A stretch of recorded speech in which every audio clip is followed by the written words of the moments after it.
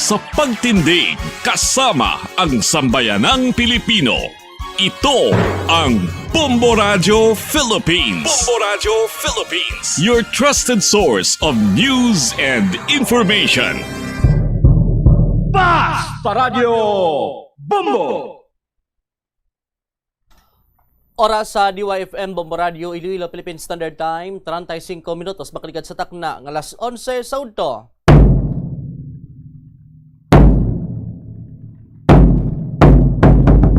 Welcome sa Bombo Hanay sa udto.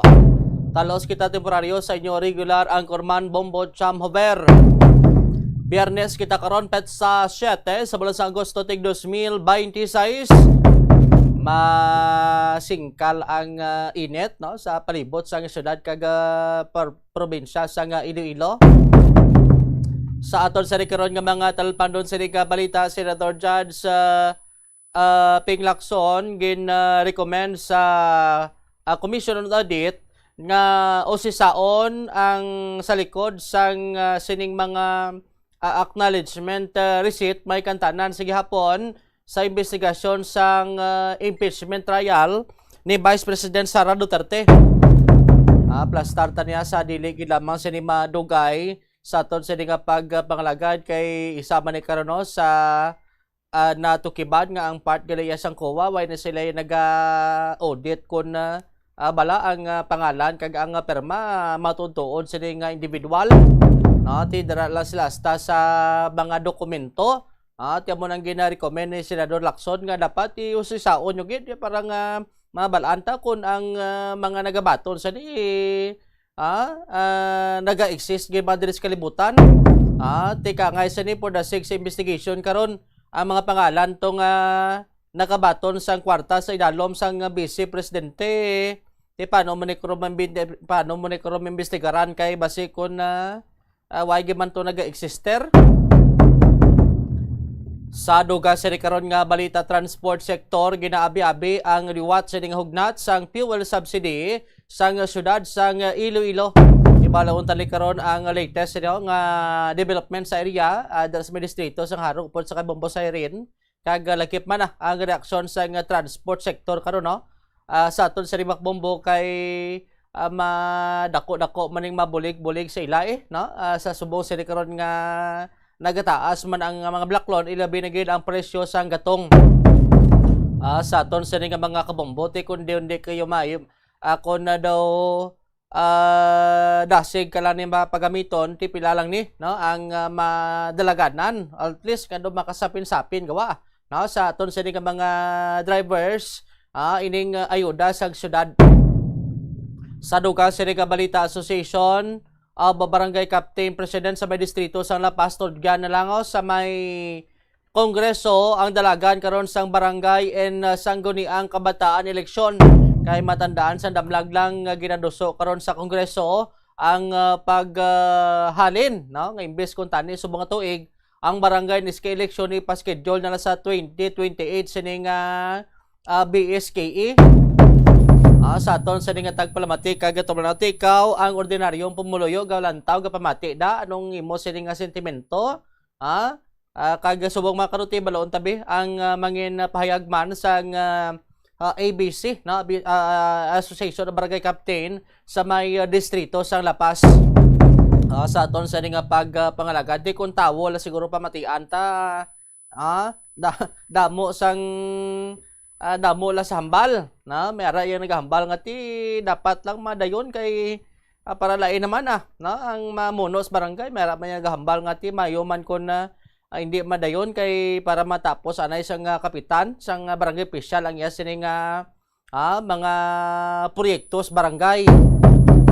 Sa aton sa nga pangalagad na ti lantawon ta kun anong mangidalagan sa karon sa aton sa nga mga kabombo kag labi na gid sa mangin sentimento man sang ABC La Paz. Sa duga sa balita mga jeepney owner o kun association may inistoryahan na gali initial nga dapat mag-provide gid sila sa additional unit kun last trip na no sang ila sini nga biyahe kasunod din sa natabo sa damlag lang sa area sang Pabiya address may pabya People's Terminal blang anaktuhan to nga jeep to nga gabiyahe probinsya nga nagapamulak sa pamasahero. Plastar tani karon kay makaupod naton ang halangdon man nga board member sang probinsya si board member John Mondihar sang 2nd district no sa aton sa Makbomboy balon tani karon kun ano ang initial siningan na istoryahan sa aton sa nga mga kabombo ti kun may istoryahan tani may nag patuma na sa aton sa nga Makbombo ti anong plastada sini sa aton sa nga pangalagad kay magluwas ni ang LTO kag ang LTFRB nakalabot naman to sila ang ining nasambit sa karon nga report. Sa dugang sa nga balita suspect nga nagtapungol sa traffic enforcer na kapiyansa na sa aton sa nga Makbombo natabo niyang komprontahan nayo sa driver kag sa enforcer kapon sa nga adlaw sa may o kung sa nagligan nga adlaw sa may area karon sang Quezon Street, no? Kung halin ka nabla sa may Delgado, maliko ka sa may Quezon. Pagliko mo gida sa may crossing, tinakita to sa dashcam nga nagabaysay, no? Hasta nga nagsumbaganay ang duha sini ka mga individual. Tihambal sang kapulisan, duway na gid sang tsansa nga mag-atras kaso ining enforcer kasunod sining nasambit sini nga insidente. Basta sa mga dalanon ba o palabaon tagid ang aton sa ni karon nga pasensya ilabi ni gid kon kita ang ginasaway ti way kaniya may mihimo kay sila ga patuman lang no kon mag-violate ka karon kag undi ka na magsunod at dai naman na karon nga sitwasyon sa aton sa ni nga pangalagad ti kisa kun lantawon mo kon isip-isipon na way kagid sarang na kung ikaw na yang may violation tapos ikaw pa karon ang hindi pa magpasaway sa aton sa nga pag inapdanay 41 minutos makaligad sa takna nga alas 11 sa udto diri sa aton sa nga pagpangalagad. Oy sabak mo naton by the way padayon ka mo sa paghulog sa inyo sini nga entries para sa swerte sa palengke sang Bombo Radio kag sang Star FM. Sa aton sini nga mga kabombo na ti dalagko sini nga mga papremyo ang nagahulat sa aton sini nga mga winners. Adlaw-adlaw may isa ka magadaog sang special prize nga brand new limited edition Bombo Radio Philippines 60th anniversary AM FM radio set nga may makalansang sa isa gid lamang sa estasyon. May LED light, rechargeable, kag mga post bitbit one bangod nga portable. Magluwas sa radyo, may dugang kapas sini nga 500 pesos sini nga cash kumabaton ang aton sini nga winners. Sa weekly palengke on ground activity every Saturday, o kung kada Sabado may patigayonon sini kita nga raffle draw. Sa mga napilian sini nga mga merkado publiko umpisala sa isa aga timing gid na sa inyo sini nga pagpanindahan. By the way, speaking sa merkado buwas sini nga adlaw kita sa may Arevalo Public Market sa taga Rebaloda apat amat ang mo tipo na kumo sini nga mga interest ang aton sini nga market draw sa may atubang mismo no sang bag-o nyo sini nga merkado kampiyon gali merkado ka Rebalo subong dira kita sabay pinakawala kung mga tubang kabla no ang aton sini nga venue tama gid ka visible dra sa mga gagwa sulod sa market. Na polo ang bunuton nga magabaton sang 1,000 pesos sa nga cash. Kag lakip man ang 500 pesos sa nga gift pack no. Ginalakipan ini sang isa ka balde sang Orocan. Nga may unod nga isa ka box sang MX3 coffee. May napulo ka mga sachet, duha ka pack sang Kumiya Bihon, 3 ka lata sang Holiday Beef Loaf no. Tikon isali ka duwalak mo sulod balay awan ka na konsumo ni no sa mga papremyo ni nga imo sining baton. May additional prices ka pa ang sarang madagaan kung makapasakop ikaw sa video key challenge kag iban pa sini nga mga pahampang. Sa weekly studio draw every Saturday magluwas sa palengke draw. May ara kita sa studio draw sa dinanom direng bunoton nga magadaog man sa libo-libo sining cash prizes. Ang first prize winner makabaton 5,000 pesos sining cash. Second prize winner makabaton sang 4,000 pesos sining cash.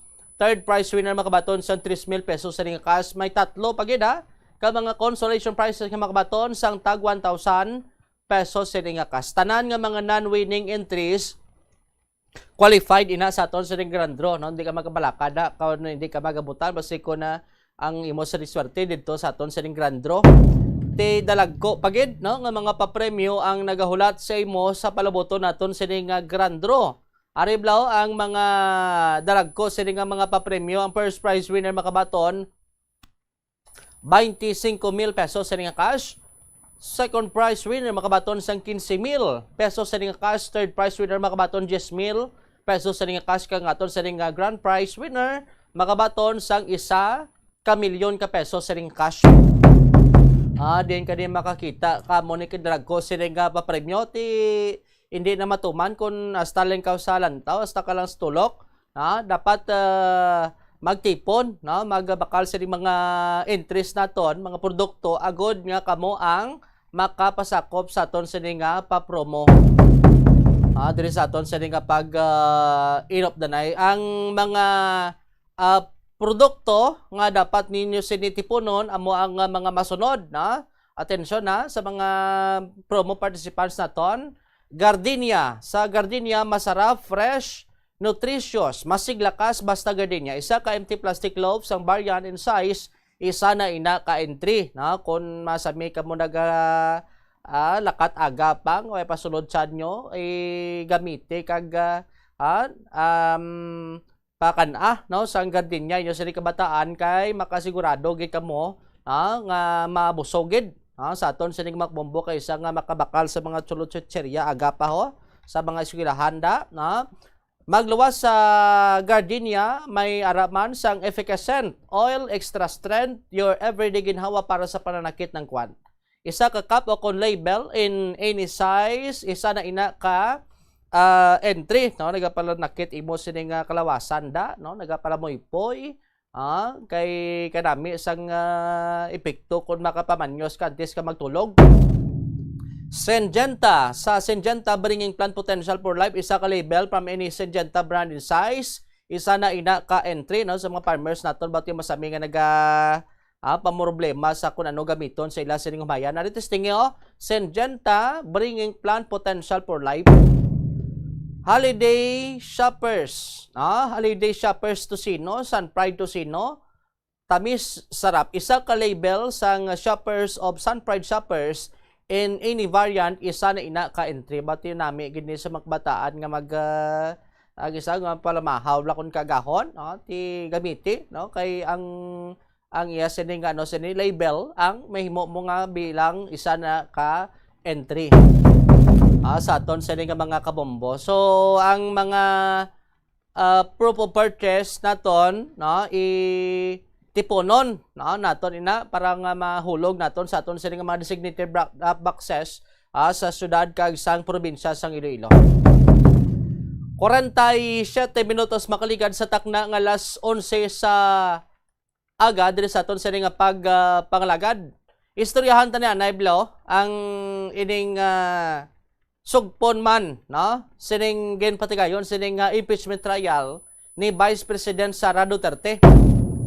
Kay ti isa man ni karon sa ginabantayan sa publiko ang mangin resulta, mangin total assessment sa ni karon sa mga senador judges kung bala i-impeach o kung hindi ang Vice Presidente. Magluwas sa mga senador judges ligan nga gin pang pamangkoto gin pamangkoto ang mga witness nga gin patubang sa idalom sang Article 1 sang impeachment trial ni Vice President Sara Duterte ning confidential funds. Tilakip sini sa natalupangdan ni Senator Judge Ping Lacson sa aton sini nga mga kabombo nga do may ara sang kulang ang commission on audit in terms karon sa pag validate sining mga resibo sa idalom karon sang OBP kung Office of the Vice President kag sang termino ni Vice Sara sa Department of Education. Sa aton sa nga pagpangalagad tididto natukiban suno kay Lacson nga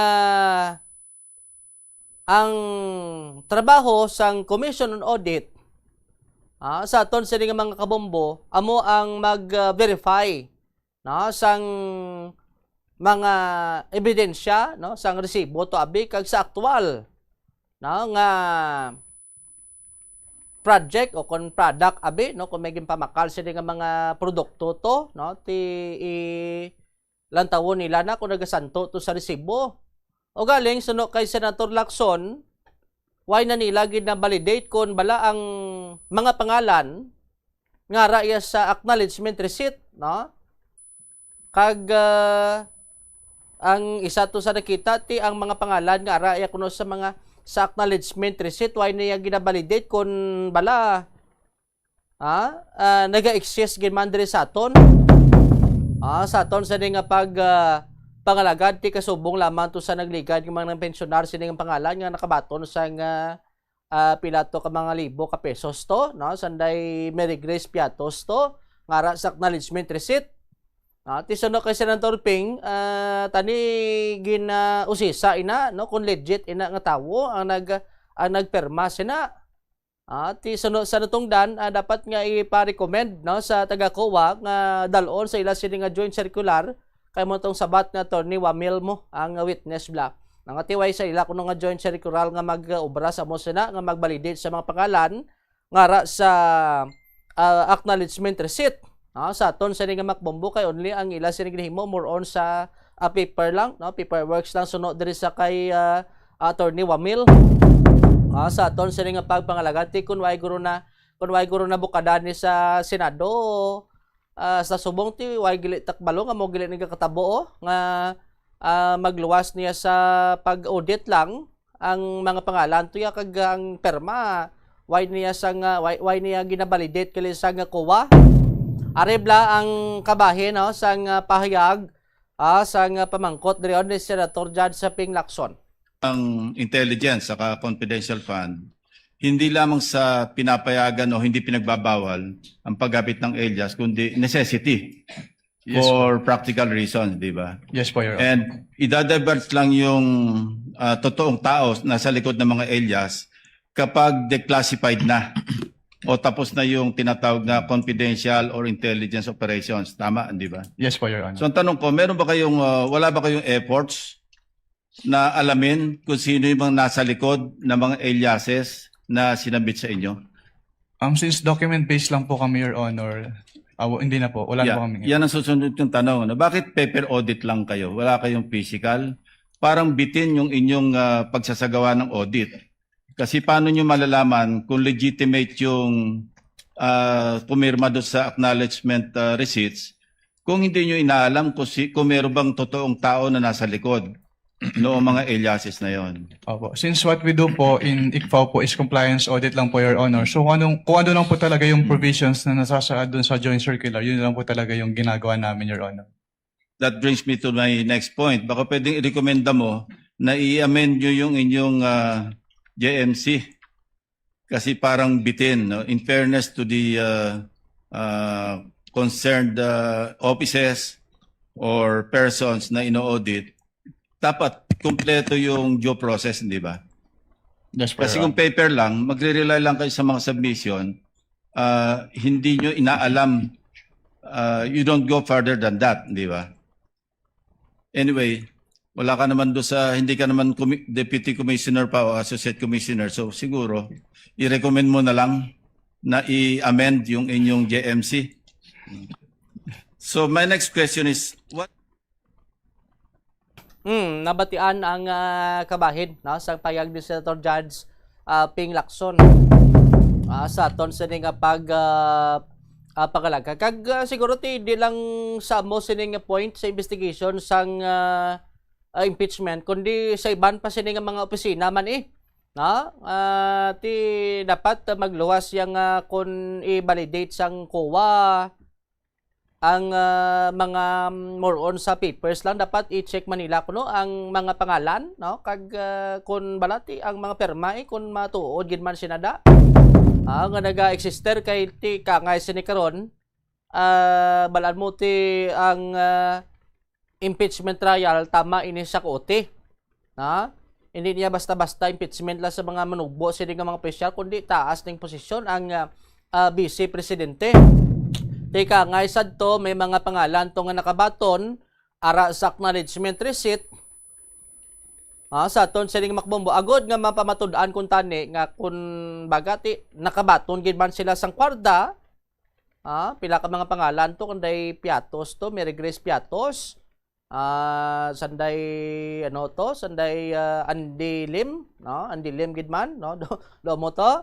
Sa aton sining makbombo ti pidit kung tani na sila nga patawag sa korte.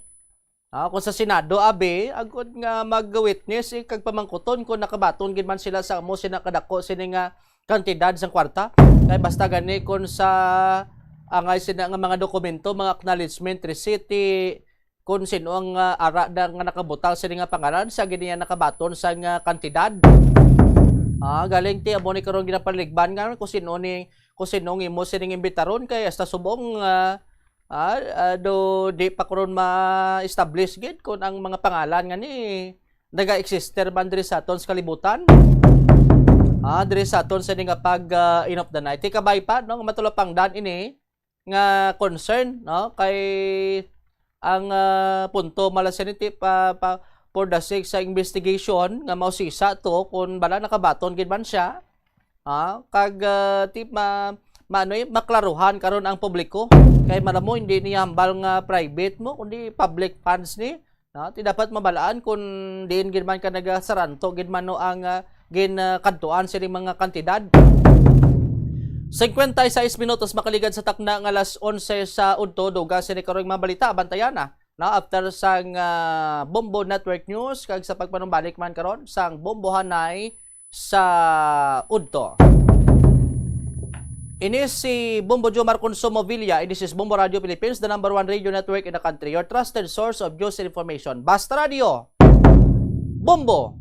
Mga nanay kag tatay, markahin ang August 10 to 20, 2026. Protektahi ang aton mga kabataan batok sa tipdas kag bakayha paagi sa Measles Rubella Supplemental Immunization Activity sang Department of Health to Western Visayas Center for Health Development. Ang bakuna libre, luwas kag epektibo para sa mga kabataan. Bisitahon ang aton mga sentro, fixed and temporary vaccination sites. Magpabakuna, magbinurigay, magpaligon sa proteksyon sa aton komunidad. Sa dami ng gagawin, mundo'y mamadaliin. Pero nagbago to dahil sa'yo. Bumabagal ang mundo sa sarap ng luto ko. I want back order na lutawit sarsaya. Ang sarsaya, nagbibigay ng kumakapit na linamnam. Bago to! Ang sarap saya, ninanamnam, tumatagal, binabalikan. Pag nandyan ang sarsaya, may sarap at may saya. Saya! Kapit ang sarap, kapit ang saya.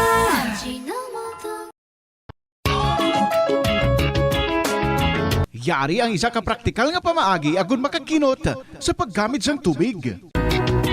Pag-usar liwat sang tubig. Kolektahon ng tubig nga gingamit sa pagpanglaba o ng tubig nga nagatulo gikan sa aircon.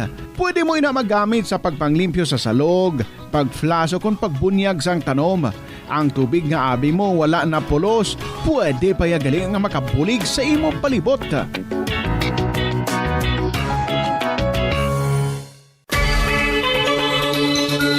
Limitahan ang pag-charge sang devices. Hindi pagpabayaan nga naka-plug ang phone, laptop o kung tablet kung puno na ang battery.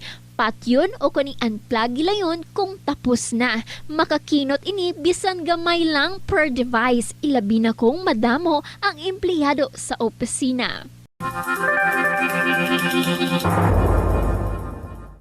Yari ang mga simple nga paagi agon makakinot sang tubig. Kaayuha ang mga taga sa tubo o kon hose. Hindi tanan nga taga sa mahapos kagilayon nga makita tungod ang mga tubo o kon hose ang nakalubong sa duta o kon semento nga bahin sang balay. Kung magsigi ang mga tagas nga ini, mahimo nga magalabot sa 10,000 ka litro sang tubig ang mausik sa isa ka tuig. Maggamit sang leak detection tool o kung magkonsulta sa mga eksperto kung may pagpangduwa-duwa nga may tagas sa mga tubo sang tubig agod ini gilayon nga makaayo. Sa eskwelahan, ang pag-practice ang good manners and right conduct ang makabulig sa paghimo sang positive, respectful environment para sa pagtuon. Nagapakita ini sang pagtahod hindi lang sa mga manunudlo. 60 years of media excellence. 60 taon sa paglilingkod. 60 taon sa katotohanan. 60 taon sa pagtindig kasama ang sambayanang Pilipino. Ito ang Bombo Radio Philippines. Bombo Radio Philippines. Your trusted source of news and information. Basta Sa Radyo Bumbo! This is Bombo Network News Noontime Edition, broadcasting live at Bombo Radio Broadcast Center, Makati City, Philippines. Ngayon ay araw ng Biyernes, thank God it's Friday, ka-7 sa buwan ng Agosto taong 2026. Sa ulo ng ating mga balita. Sa ating mga pangunahing balita, ang Metro Manila at maraming probinsya sa Luzon nahaharap sa mga serye ng pagulan ngayong araw. Mahigit 9,000 mga barangay naharap din sa banta ng pagba at pagguho ng lupa. 4 naman nasawi dahil sa bagyong Luis, may at hanging habagat, mahigit 2,000 katao naman apektado. Ilang kabaong mga kabombo iniwan malapit sa Chinese Consulate sa Maynila at iba pang bahagi ng National Capital Region ngayong araw. Ang National Capital Region Police Office nagsasagawa na ng malalimang investigasyon. United States Marshals naman posibleng sumundo kay Kibuloy kung maaprubahan ang extradition. Samantala si Attorney Israelito Torion, wala pa natatanggap na formal na kopya ng request. Abangan sa ating provincial report mamaya ang Cordillera Administrative Region na natili sa ilalim ng Red Alert status. Maraming mga kalsada na natiling sarado dahil yan sa pagbaha at pagguho ng lupa. Abangan mamaya sa ating international news, Africa Centers for Disease Control at World Health Organization nanawagan ng mas pinaigting na tugon laban sa Ebola. Gera naman laban sa Iran posibleng magtatapos na sa mga susunod na araw. Ayon yan kay United States President Donald Trump. Abangan sa ating sports news mamaya si Alex Yala at 7-time Grand Slam champion na si Venus Williams bigong umusad sa women's doubles ng Canadian Open habang si EJ Obiena nakakuha naman ng 7 gintong medalya ngayong taon. At live nationwide via satellite, narito ang detalye ng ating mga balita. Bombo Weather Update! Nahaharap ngayon sa mga serye ng pagulan ng National Capital Region at iba pang mga probinsya ngayon pong araw na yan. Ayon sa State Weather Bureau, nagbabanta ang heavy rainfall sa mga naturang lugar dahil yan sa pag-iral ng hanging habagat at kinabibilangan po ito ng mga sumusunod na lugar. Ang Zambales, Bataan at ang Occidental Mindoro ay makakaranas ng hanggang sa 100 at 200 milimetro ng mga tubig ulan.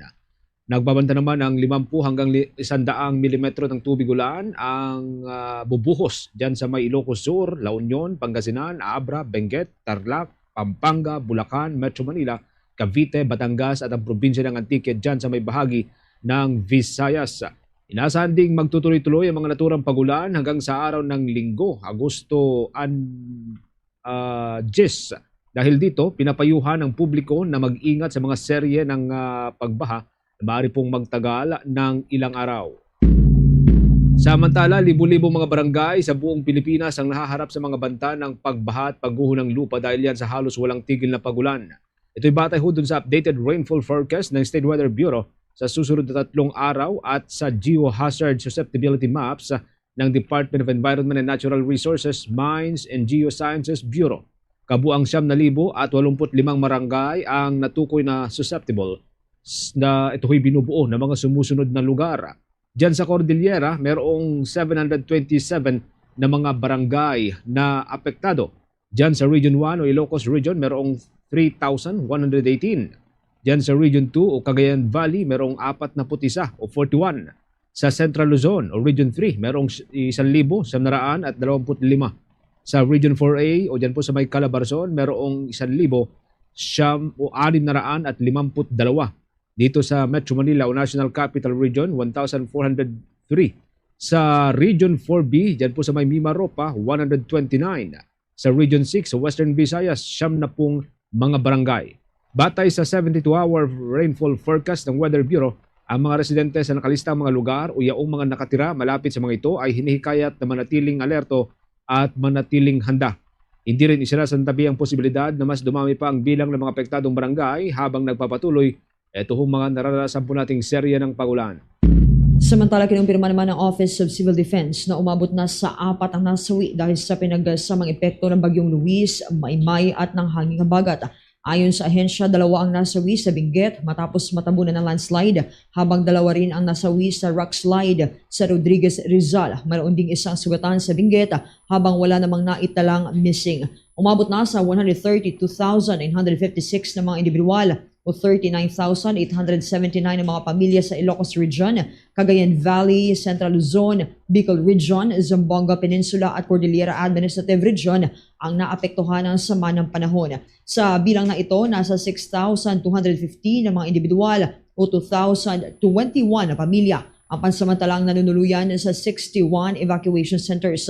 Nakapagtala rin ang Office of Civil Defense ng 14 na nasirang kabahayan kung saan 13 dito ang partially damaged at isa naman ang totally damaged. Samantala umabot na sa 3.59 million pesos ang naipamahaging ayuda ng pamahalaan sa mga apektadong residente. Ayon sa State Weather Bureau, humina na ang Maymay at isa na lamang itong low pressure area sa loob ng Philippine Area of Responsibility. Patuloy namang binabantayan na itong Typhoon Dolphin na nasa labas pa ng Philippine Area of Responsibility. Nagbabala rin ang Weather Bureau na magpapatuloy ang pag-ulan sa malaking bahagi ng Luzon at Kanlurang Visayas dahil sa epekto nitong habagat na maaaring magdulot na flash floods at landslides, lalo na sa mga lugar na makararanas ng malalakas na buhos ng pag-ulan.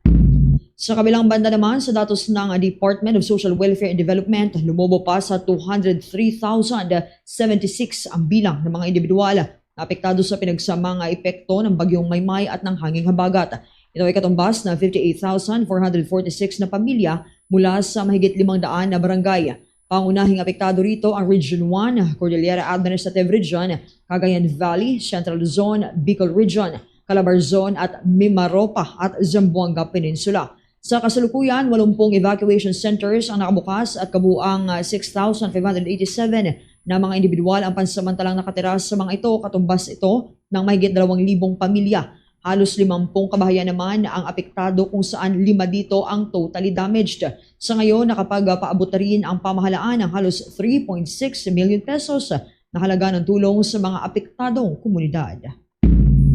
Abangan humamaya mga kawombo, update ho tayo mula sa Philippine Coast Guard. Mahigpit pa rin pong ipinagbabawal ng Coast Guard yung pagpapalaot ng mga maliliit na mga bangka sa kabila po yan ng wala na pong bagyong nakakaapekto ngayon dito sa ating bansa. Ang rason ho dito ng Coast Guard ay natiling masungit ang panahon dahil po sa hanging habagat at ito hong epekto ng bagyong Dolphin na nasa labas pa rin ng Philippine Area of Responsibility.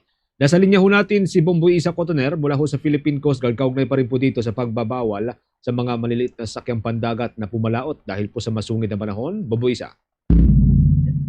Yes, Bombo, Jackie, suspendido pa rin nga ang paglalayag ng maliliit na sasakyang pandagat sa ilang bahagi ng Luzon sa kabilayan ng paglabas na nga ng bagyong Maymay sa Philippine Area of Responsibility. Ayon sa Philippine Coast Guard, nananatiling mapanganib ang kondisyon ng karagatan dahil sa patuloy na epekto ng habagat lalo na sa Northern Luzon. Hindi rin pinapayagang pumalaot ang mga sasakyang pandagat sa mga lugar na nasa ilalim ng gale warning. Sa panayam ng Bombo Radio Philippines, sinabi ni Philippine Coast Guard spokesperson Commodore Noemi Cayabyab na patuloy nilang minomonitor ang mga pantalan upang matiyak na walang mga pasahero at barkong ma-stranded. Sa ngayon, wala pa namang naitatalang stranded passengers sa iba't ibang pantalan. Kaugnay niyan, pakinggan natin ang tinig ni Philippine Coast Guard spokesperson Commodore Noemi Cayabyab. Suspended pa rin po ang ating mga sea travel. We are currently monitoring po lahat po ng pantalan, particularly sa may area po ng Northern Luzon. Ito pong pagsuspende ng ating mga sea travel at dulot po nitong habagat at pinapalakas naman po ng ating bagyong Dolphin. So ang mga apektadong area po ngayon ay ang Cagayan, Santa Ana, Calayan, Batanes, Isabela, Aurora, Ilocos Norte, Ilocos Sur at La Union. So ibig sabihin po niyan, Sir Genesis, hindi po tayo nag-aalaw o nagpapaalit ng mga barko at anumang sasakyang pandagat sa mga area po na nabanggit. May naka-ataas rin po tayong gale warning sa area po ng Batanes, Babuyan at Calayan Island. So we advise po lahat po ng mga maliliit na mga boats at mga motor bankers na huwag po muna maglalayag habang may nakataas po na gale warnings. Muli namang nagbabala ang Philippine Coast Guard sa mga mangingisda at maliliit na bangka na huwag munang pumalaot habang umiiral ang masamang panahon. Patuloy rin ang kanilang pagbabantay at pagtugon sa mga maritime incident na dulot ng habagat. Muli ang tinig ni Philippine Coast Guard spokesperson Commodore Noemi Cayabyab. Of course, tayo po ay nakikiusap rin sa lahat po na ating mga kababayan to ensure po yung kanilang safety. Palagi po tayo makikinig una-una sa mga weather advisory na ibinibigay po ng Pag-asa at sumunod po sa mga direktiba na ibinibigay po hindi lamang po ng Philippine Coast Guard, kasama po yung LGU at even yung mga coastal barangays po natin para masigurado po ang inyong kaligtasan.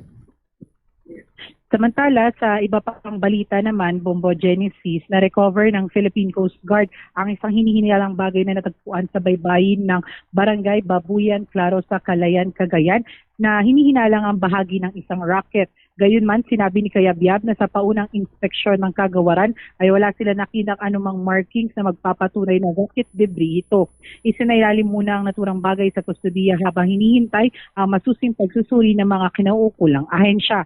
Pinayuhan din ng ahensya ang mga residente at mangingista na huwag hahawak ng mga hindi kilalang bagay na mapapadpad sa baybayin at agad itong iulat sa mga otoridad. Ito si Bombo Isa Cotoner and this is Bombo Radio Philippines, the #1 radio network in the country, your trusted source of news and information. Basta Radio, Bombo!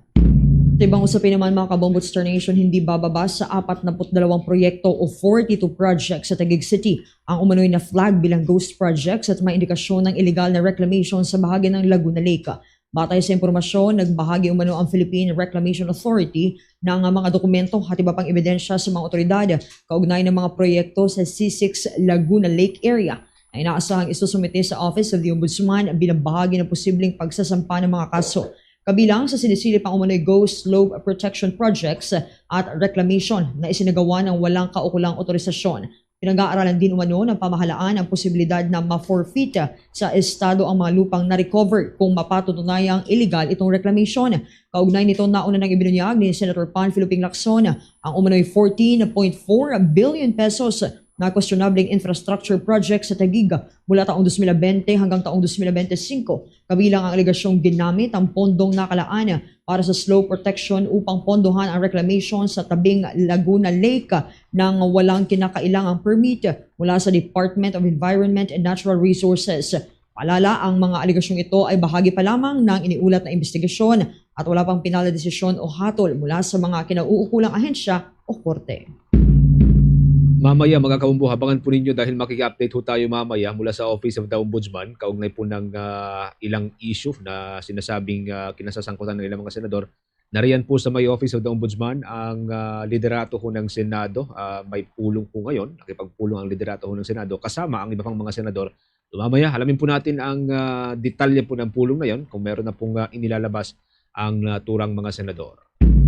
Sa ibang mga updates tayo, muling nagdulot ng pagkabahala ang pagkakadiscover ng mga kabaong sa ilang bahagi po ng Metro Manila.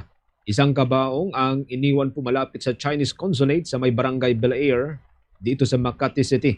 Isa pang natagpuan sa Plaza Santa Cruz sa lungsod ho ng Maynila. Ayon sa mga otoridad, ito ang pang-apat na insidente matapos mamataan din ang mga kahalintulad na kabaong sa may Caloocan City, Quezon City at Makati City. At sa loob po ng mga kabaong, may larawan ng ilang Chinese officials at communist leader na may nakasulat na katagang greedy. Sa ngayon, wala pang grupo o individual na umaako sa pagpapakalat ng mga kabaong at patuloy naman ang investigasyon upang matukoy ang motibo at kung sino ang nasa likod nga ng serye ng insidenteng ito.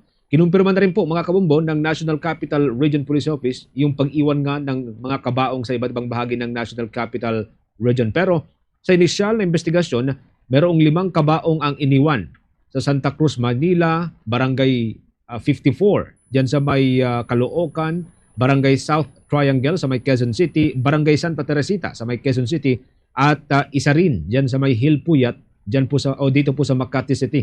Ang mga ito iniwan sa hindi pa kilala mga suspect na nakamaskara at lulan po ng puti at gray na van mula alas 2 ho ng madaling araw hanggang alas 4. Ngayon pong araw yan mga kabombo, araw ho ng Biyernes, Agosto 7. Ang mga kabaong ay may laman na mensahe ng Communist Party of the Philippines at ng anti-China. Nagsasagawa na rin po ang National Capital Region Police Office ng malalimang investigasyon para matukoy nga ang sino mang nasa likod ng insidente. Kanila nang inaaral o sinusuri ang kuha ng CCTV para mabilis na matukoy ang mga suspect. Mahigpit na rin na ipinag-utos ni General Jose Melencio Nartates Jr. ang investigasyon sa naturang insidente. Sa bahaging ito, kuha naman tayo ng ibang balita. Tinutukan ng ating news team, prosecution advisor na si Representative Ace Barbers na nindigang mahalagang maging impartial at hindi bias ang ilang senator judges. Kaugnay niyan, may report si Bombo Annalise Subirano. Binigyang diin ni impeachment advisor at prosecution spokesperson at former Representative Robert Ace Barbers na mahalagang manatiling patas at walang kinikilingan ang mga senator judge sa pagdinig ng impeachment trial at dapat silang magtanong upang mas malinawan hindi lamang ang publiko kundi pati ang kanilang sarili tungkol sa mga ebidensyang inihaharap sa korte. Sa isang press conference ngayong araw, sinabi ni Barbers ang mga senator judge ang magpapasya sa kaso kaya kailangan nilang lubos na maunawaan ang lahat ng ebidensya. Gayunman, sinabi niyang hindi dapat magpakita ng anumang pagkiling ang kanilang mga tanong o kilos habang isinasagawa ang paglilitis. Dagdag pa niya, kung may senator judge na tila nagpapakita ng bias, nararapat lamang na paalalahanin sila ng presiding officer tungkol sa mga tuntunin ng impeachment court. Binigyang din ni Barbers na dapat isa-puso ng lahat ng senator judge ang pagiging patas dahil buong bansa ang nakatutok sa paglilitis kabilang ang prosecution, depensa, mga testigo, lalo na ang sambayanang Pilipino. Pakinggan natin si impeachment advisor at prosecution spokesperson at former Representative Robert Ace Barbers sa pagtatanong ng Bombo Radio. Maraming nawalis dun sa Senado Ang daming nawalis. So para sa akin, the judges must always be impartial and that will not show any bias, correct, dapat magtanong sila para maliwanagan hindi lamang ang taong bayan kundi ang mismong ating mga senator judges on the evidences being presented before them, Kailangan maintindihan din kasi sila ho ang maghuhusga Sila yung maghuhukom But yung sa kanilang pagtatanong ng clarification, hindi po dapat nagpapakita ng bias, Kung merong mga ganon, I think they should be reminded by the presiding officer of the rules, At dapat ito ay isa puso nila dahil ito ay isang malaking issue na kung saan ang national, the nation is watching. Hindi lamang ho yung prosecution, hindi lang yung defense, hindi lang yung witness ang binabantayan at pinanunood nila rito. Pinanunood din nila ang ating mga senator judges. So, I guess the presiding officer must remind them of their duties and to remain impartial in this issue. Iginit naman ni Prosecution Legal Spokesperson Attorney Benjamin Tolosa na iginagalang nila ang kapangyarihan ng mga senator judge na magtanong ng mga clarificatory questions sa impeachment trial. Anya, nagtitiwala rin sila sa tamang pagpapasya ng presiding officer sa pagtanggap ng mga tanong. Dagdag pa ni Tolosa, ang mahalaga ay maayos na nakasagot ang kanilang mga testigo upang maging malinaw ang mga isyong tinatalakay sa impeachment trial. Pakinggan natin si Attorney Benjamin Tolosa. Briefly, of course, we respect the authority and power of the senator judges to ask clarificatory questions, and we also trust in the presiding officer's judicious discretion in determining if the questions being asked are material and relevant to the issues at hand. So, but I guess what's important also is, we want to focus on the fact that we think our witnesses so far have been able to properly respond to these answers, and give clarity on the issues, that may be the topic of these questions. Mula dito sa House of Representatives, Bombo Anani Montaño Soberano nag-uulat. And this is Bombo Radio Philippines, the #1 radio network in the country, your trusted source of news and information. Basta Radio, Bombo. Samantala sa kabilang banda mga kauboy, nihayag naman ni Vice President Sara Duterte na malaya at malugod na tinatanggap niya ang sinumang nais daw na tumakbo sa halalan. Kabilang na si Metropolitan Manila Development Authority General Manager Nicolas Torre III kung magpapasya siyang kumandidato bilang alkalde ng Davao City. Sinabi ni Duterte na karapatan ng bawat Pilipino sa isang demokratikong bansa ang magsumite ng kanilang Certificate of Candidacy at lumahok sa halalan. Everyone, of course, in a democratic country, lahat ay allowed at welcome na mag-file ng kanilang certificate of candidacy at tumakbo sa LP. Bahagi po yan ng reaksyon, maikling reaksyon ni Vice President Sara Duterte. Si General Torre, kung ating pong babalikan, nagsilbi mo dati bilang Chief ng Philippine National Police. Naging kontrobersyal sa kampo ni dating Pangulong Rodrigo Duterte dahil sa kanyang naging papel sa pagkakaresto sa dating presidente, batayan sa warrant ay nilabas ng International Criminal Court. Samantala, iginiit ni Defense Secretary Gilberto Teodoro Jr. na hindi naglalagay ng label ang Department of National Defense sa mga Pilipino batay sa kanilang paniniwala, kundi gumagamit lamang ng objective criteria sa pagtukoy sa mga opisyal na umunoy tumututol sa polisiya ng pamahalaan sa West Philippine Sea. Pahayag ito ni Teodoro matapos hamunin ni Vice President Sara Duterte na pangalanan ng mga opisyal na tinukoy niyang pro-China at dapat umanong magbitiw sa pwesto. Ayon kay Teodoro, ang batayan ng Department of National Defense ay kung ang isang opisyal ay tumututol sa Administrative Order No. 29 at tumatangging kilalanin ito. Dagdag pa ng opisyal, hindi umano gumagamit ang Department of National Defense ng mga gawain tulad ng red tagging o pagbibintang batay lamang sa paniniwala ng isang tao. Nauna nang sinabi ni Vice President Sara Duterte na dapat pangalanan ni Teodoro ang mga tinutukoy nitong opisyal habang binatikos naman ni Davao City Representative Paulo Pulong Duterte ang kalihim dahil umano sa pag-demonize sa China at pagsasagawa ng loyalty test sa mga halal na opisyal. Samantala, sinabi naman ng Palasyo Malacanang na very alarming ang pahayag ni Representative Pulong Duterte dahil maaari umano itong magdulot ng pagdududa sa kanyang katapatan sa Pilipinas. Sa ibang mga balita ho tayo, pero bago ho yan oraso natin, meron na ho tayong 22 minutes makalipas mga kabombo ang alas 12 ng katanghalian. Usaping wage order ho tayo, pinapanawagan po dun sa may mataas na kapulungan yung tuluyang pagtanggal o pagalis sa temporary restraining order doon sa naunsaming wage hike dito sa National Capital Region. May live report si Bombo Angelo Aganan.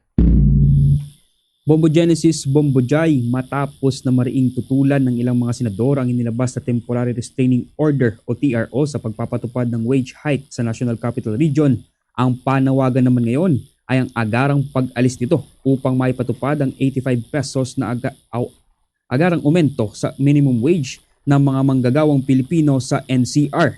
Sa kanyang sponsorship speech, pinanawagan ni Senator Juan Miguel Zubiri ang pag-alis sa naturang temporary restraining order at iginiit ang malinaw na probisyon ng Article 126 ng Labor Code na nagbabawal sa mga korte, tribunal o iba pang ahensya na maglabas ng injunction o temporary restraining order laban sa mga proceedings ng National Wages and Productivity Commission o NWPC at ng mga regional three-party wages and productivity boards. Binigyan din ni Zubiri na ang batas ang pangunahing proteksyon ng mga manggagawang Pilipino at dapat itong pairalin upang pangalagaan ang kanilang karapatan.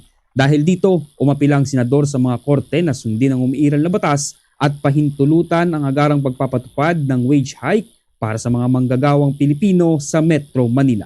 Huwag na niyang pakinggan natin ang mga bahagi ng pahayag ni Senator Juan Miguel Zubiri. Malinaw ang Labor Code, Mr. President. Bawal harangan ang mandato ng wage boards. Bawal harangan ang pagtaas ng sahod ng manggagawang Pilipino. Kung hindi po dahil sa TRO, the increase would have raised the minimum wage in NCR in 2 tranches. It would have raised the minimum wage from 695 pesos to 780 pesos sa non-agricultural sector. For the agricultural sector as well, as service and retail establishments employing 15 workers or less, and manufacturers regularly employing less than 10 workers, ang minimum wage po sana nila would have gone from 658 pesos to 743 pesos. Kaugnay nito, Bombo Genesis, nauna nang naghain ng panukalang batas si Senator Raffy Tulfo na naglalayong pagbawalan ang mga korte, tribunal at iba pang institusyon na maglabas ng TRO o injunctions laban sa wage order. Ayon kay Tulfo na Vice Chair ng Senate Committee on Labor, layunin ng panukala na isara ang legal na butas o mga loopholes na nagpapahintulot sa mga korte na makialam kahit na naipalabas na ang isang wage order. Kasabay nito, nagpahayag din ng pagkabahala si Senate Committee on Labor Chair Joel Villanueva, Senate President Sherwin Gatchalian, Senator Risa Hontiveros at ilang pang mga senador sa TRO na inilabas ng Pasig City Regional Trial Court laban sa 85 pesos wage hike sa NCR. Nanawagan ng mga senador na agad itong alisin at hinimok ang pamahalaan na ipagtanggol ang bisa ng wage order. Mula rito sa Senado ng Pilipinas, ako si Bombo Angelo Ganan and this is Bombo Radio Philippines, the #1 radio network in the country. Your trusted source of news and information. Basta Radio, Bombo! Sa iba pang malalaking balita, posible na ang United States Marshals na kumuha ng kustudiya kay Kingdom of Jesus Christ founder Apollo Kibuloy upang maaprubahan ang extradition request ng Estados Unidos. Ayon yan kay Philippine Ambassador to the United States Jose Manuel Romualdez. Ang Romualdez may sariling aircraft ng United States Marshals at malamang na dalhin itong si Kibuloy sa jurisdiksyon kung saan isinampa ang mga kaso at posibleng sa Los Angeles, California. Ipinaliwanag niya na dumaan ang extradition request sa formal na proseso mula sa United States State Department patungo sa Department of Foreign Affairs bago ito inindoso sa Department of Justice.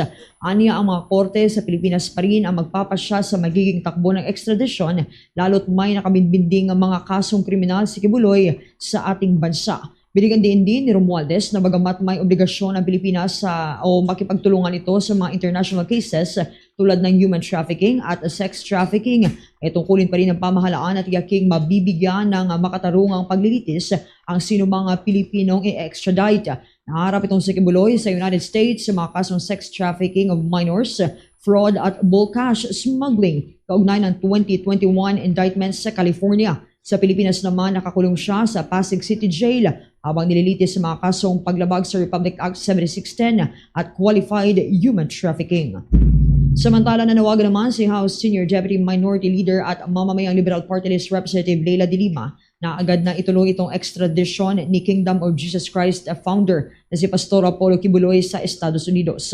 Ayon kay de Lima, matagal nang hinihintay ang hakbang na ito at umaasa siya kikilos agad ang Department of Justice upang suriin ang extradition request at humingi ng kinakailangang clearance mula sa Pangulo bilang bahagi ng proseso. Anya, hindi na dapat pang mag-atubili ang pamahalaan dahil hinihintay umano ito hindi lamang ng mga biktima ni Kibuloy sa Pilipinas, kundi maging ng mga umano'y biktima nito sa ibang bansa, partikular ang mga kababaihan at mga minor de edad. Nauna na ang kinumpirma ng Department of Foreign Affairs na natanggap nito ang formal na extradition request ng Estados Unidos at ipinasa na ito sa Department of Justice.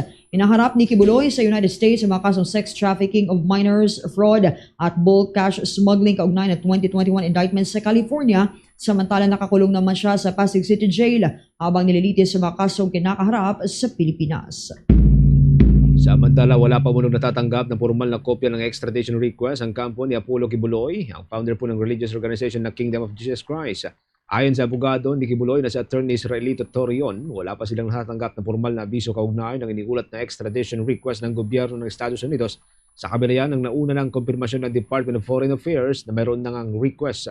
Dahil dito, hindi pa muna anya magbibigay ng komento ang kanyang kampo. Ngunit nagpahayag naman ng kahandaan ng naturang abogado na gumawa ng mga akmang legal na hakbang para sa interes ng kanyang kliyente.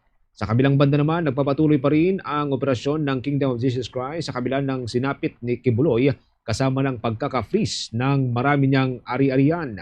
Tuloy-tuloy dinaan niya ang pagsasamba ng kanilang mga miyembro. Kung babalikan ay naaresto nga si Kibuloy noong Setyembre ng taong 2024 sa Pilipinas. Kasunod dyan ng malawakang manhunt na pinangunahan ni dating Philippine National Police Chief Nicolas Torre III. Naharap siya sa patong-patong na kaso tulad ng child abuse, exploitation, human trafficking at iba pa. Pambalita tinutukan ng ating news team ni Senator Erwin Tulfo at Senate President Sherwin Gatchalian nakipagpulong kay Ombudsman Remulla. Alamin natin ang mga naging kaganapan tinutukan ni Bombo Grant Hilario.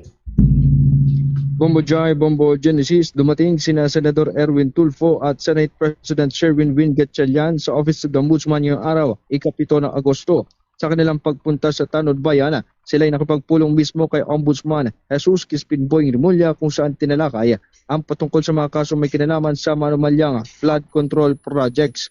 Ayon kay Senator Erwin Tulfo, kasalukuyang chairman ng Senate Blue Ribbon Committee, partikular na kanilang napag-usapan ay ang pag-asa ng mga flood control cases sa Tanod Bayan kung saan ipinaubaya na ng Senate Blue Ribbon Committee sa Office of the Ombudsman ang paghawak sa kaso ng naturang kontrobersyal na mga proyekto. Bukod anya sa usaping flood control project sa anomaly, kasama sa mga pag-usapan ay ang magiging koordinasyon ng Senado at Ombudsman para sa iba pang mga kaso. Ating pakinggan si Senador Erwin Tulfo, ang kasulukuyang chairman ng Senate Blue Ribbon Committee. Well, it was a coordination actually. Me, the Ombudsman, and our Senate President, Win Gatchalian, to talk about coordination regarding future cases, not only flood control, but other corruption cases that will be brought to the Senate. So napag-usapan nga doon, and I will have to relay this sa all members ng Blue Ribbon what transpired during the closed-door meeting. Pero initially, napag-usapan namin ni Ombudsman na everything that has to do with flood control, sila na maghahawak kasi ang dami na ring ongoing, tumatakbo na yung mga na-submit na ICI sa kanila, yung mga congressman, yung mga contractors, other government officials, mga kasamahan namin sa Senate and ranking officials, gumugulong na. So, kung baka pakialaman pa namin, mapurnada pa, and we don't want to do that. So what he was saying, kami nang bahala, maybe you can start looking for other mga cases pag may mga dinala sa amin sa Senate.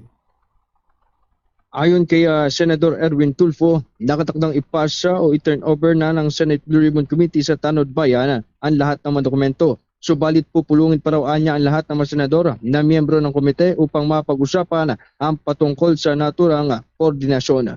Muli natin pakinggan si Senador Erwin Tulfo, ang chairman ng Senate Blue Ribbon Committee.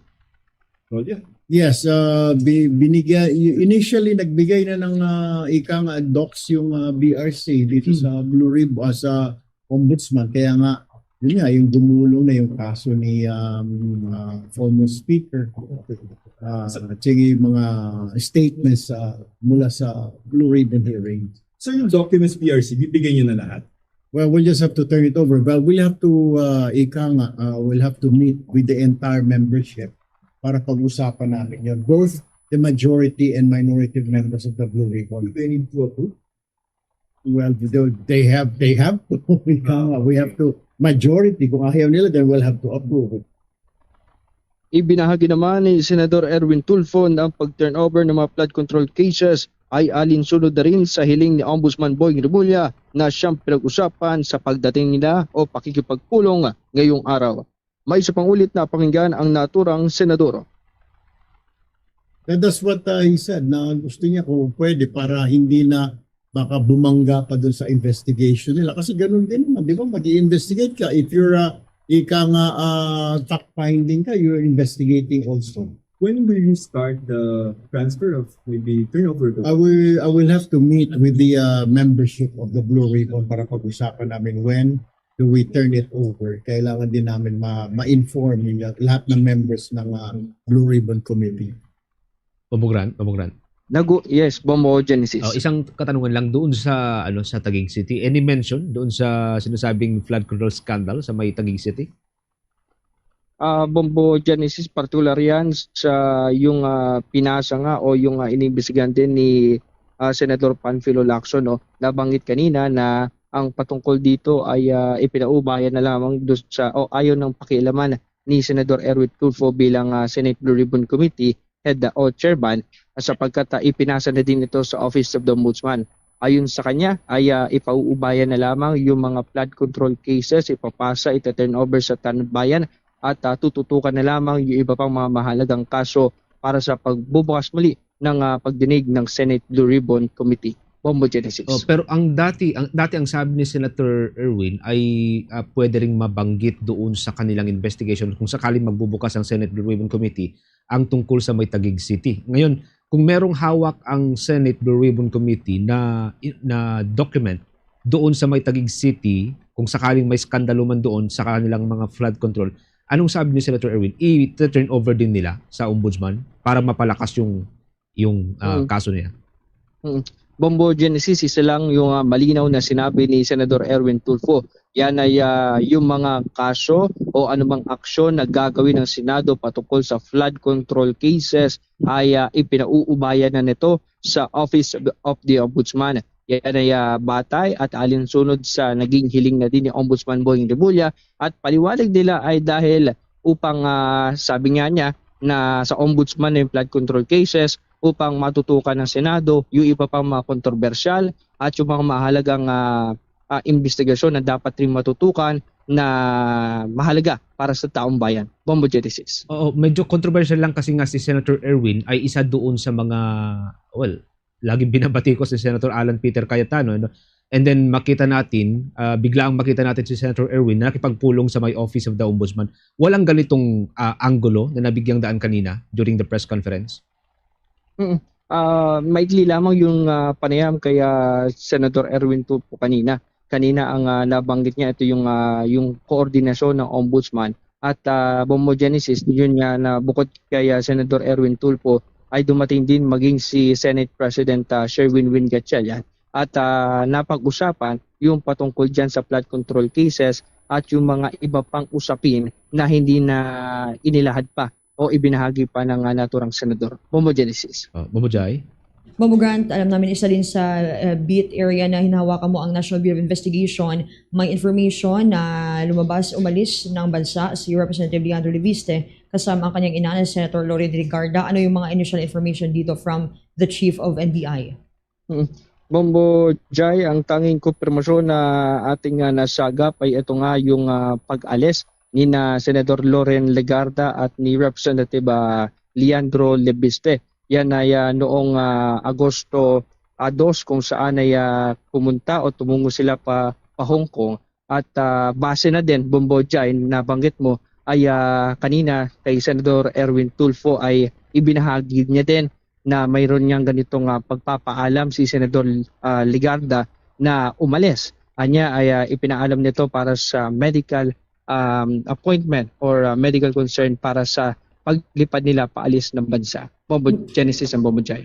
Pero until now ba, nasaan yung mag-ina? Nakabalik na ba sa Pilipinas or doon pa rin sa ibang bansa? Kasi dalawang area to Hong Kong and France daw according sa National Bureau of Investigation. Pero now, ano yung status nila?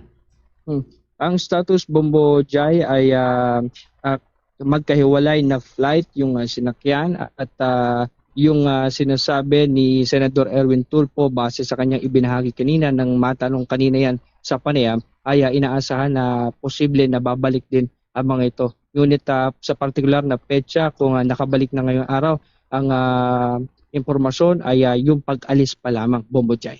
Okay. Thank you, Bombo Grant. Okay. Maraming salamat, Bombo Grant. Nag-uulat live mula dito sa lungsod ng Quezon, Office of the Ombudsman. Ito si Bombo Grant Hilario and this is Bombo Radio Philippines, your #1 radio network in the country. Your trusted source of news and information, Basta Radio, Bombo. Meron na lamang ko tayong 23 minutes bago sumapit ang alauna ng hapon. Bago tayo umusad sa mga balita sa probinsya, mga kabombo, update muna tayo dito sa mga haganapan din dyan sa may International Criminal Court. Dahil kung babalikan po natin, a few weeks ago ay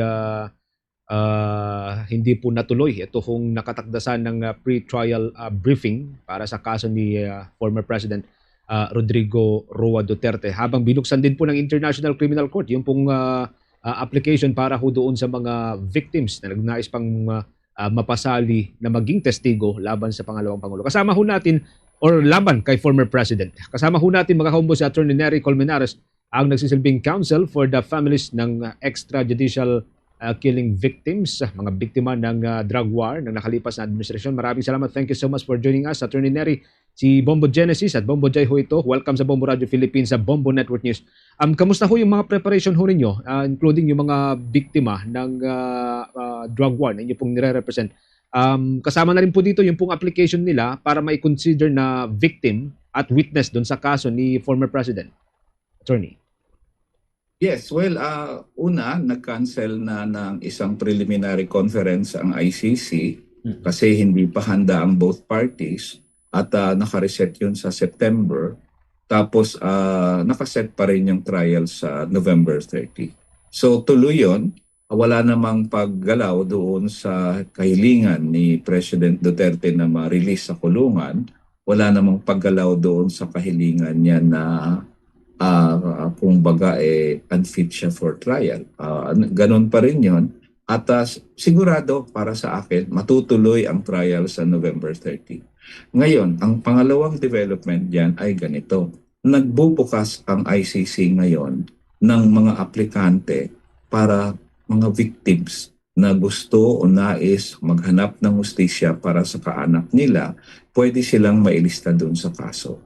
Ang advantage syempre na nakalista ka sa kaso, nilaban mo, ina-assure mo yung mga namatay mong mga kaanak na ipinaglalaban mo ang hustisya para sa kanila.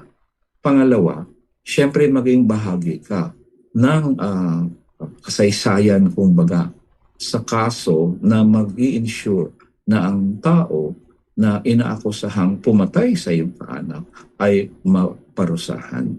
Yan ang pangalawang dahilan. Siyempre, pag pangatlo, maging bahagi ka rin ng reparation. Kasi may reparation ang ICC. Kung sakaling makonvict ang akusado, may daños perjuicios, so to speak.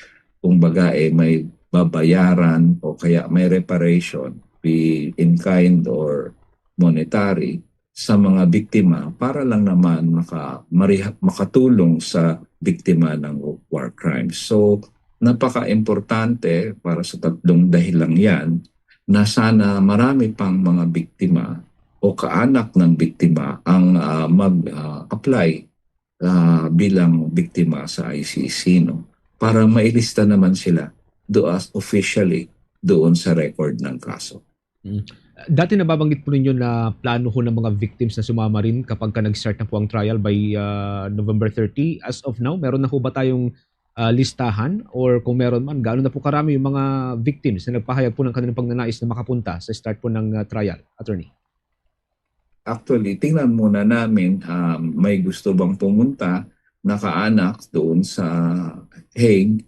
At kung meron, try naming maghanap ng mga justice advocates, human rights advocates na nais tumulong doon.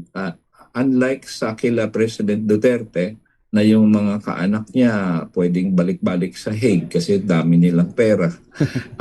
Ito namang mga mahirap na mga biktima, wala namang kaming pondo. Bagamat gusto nilang makaharap si President Duterte, gusto nilang makaharap yung taong tingin nila may responsibilidad sa pagkamatay ng kanilang kaanak, hindi naman ganun kadali yun. Dahil wala naman kaming pondo, wala kaming pera. Ang mga abogado dito ay libre naman at dahil wala nga silang pera, ang kanilang pag-manage ng kaso ay pahirapan. So siguro, pag malapit na yung trial, doon na lang kami titingin kung kailangan ba ng pondo at kung kailangan, doon kami hihingi siguro ng tulong sa mga justice advocates. So, kasi parang 3 buwan na lamang, Attorney, bago yung nakatakdang trial.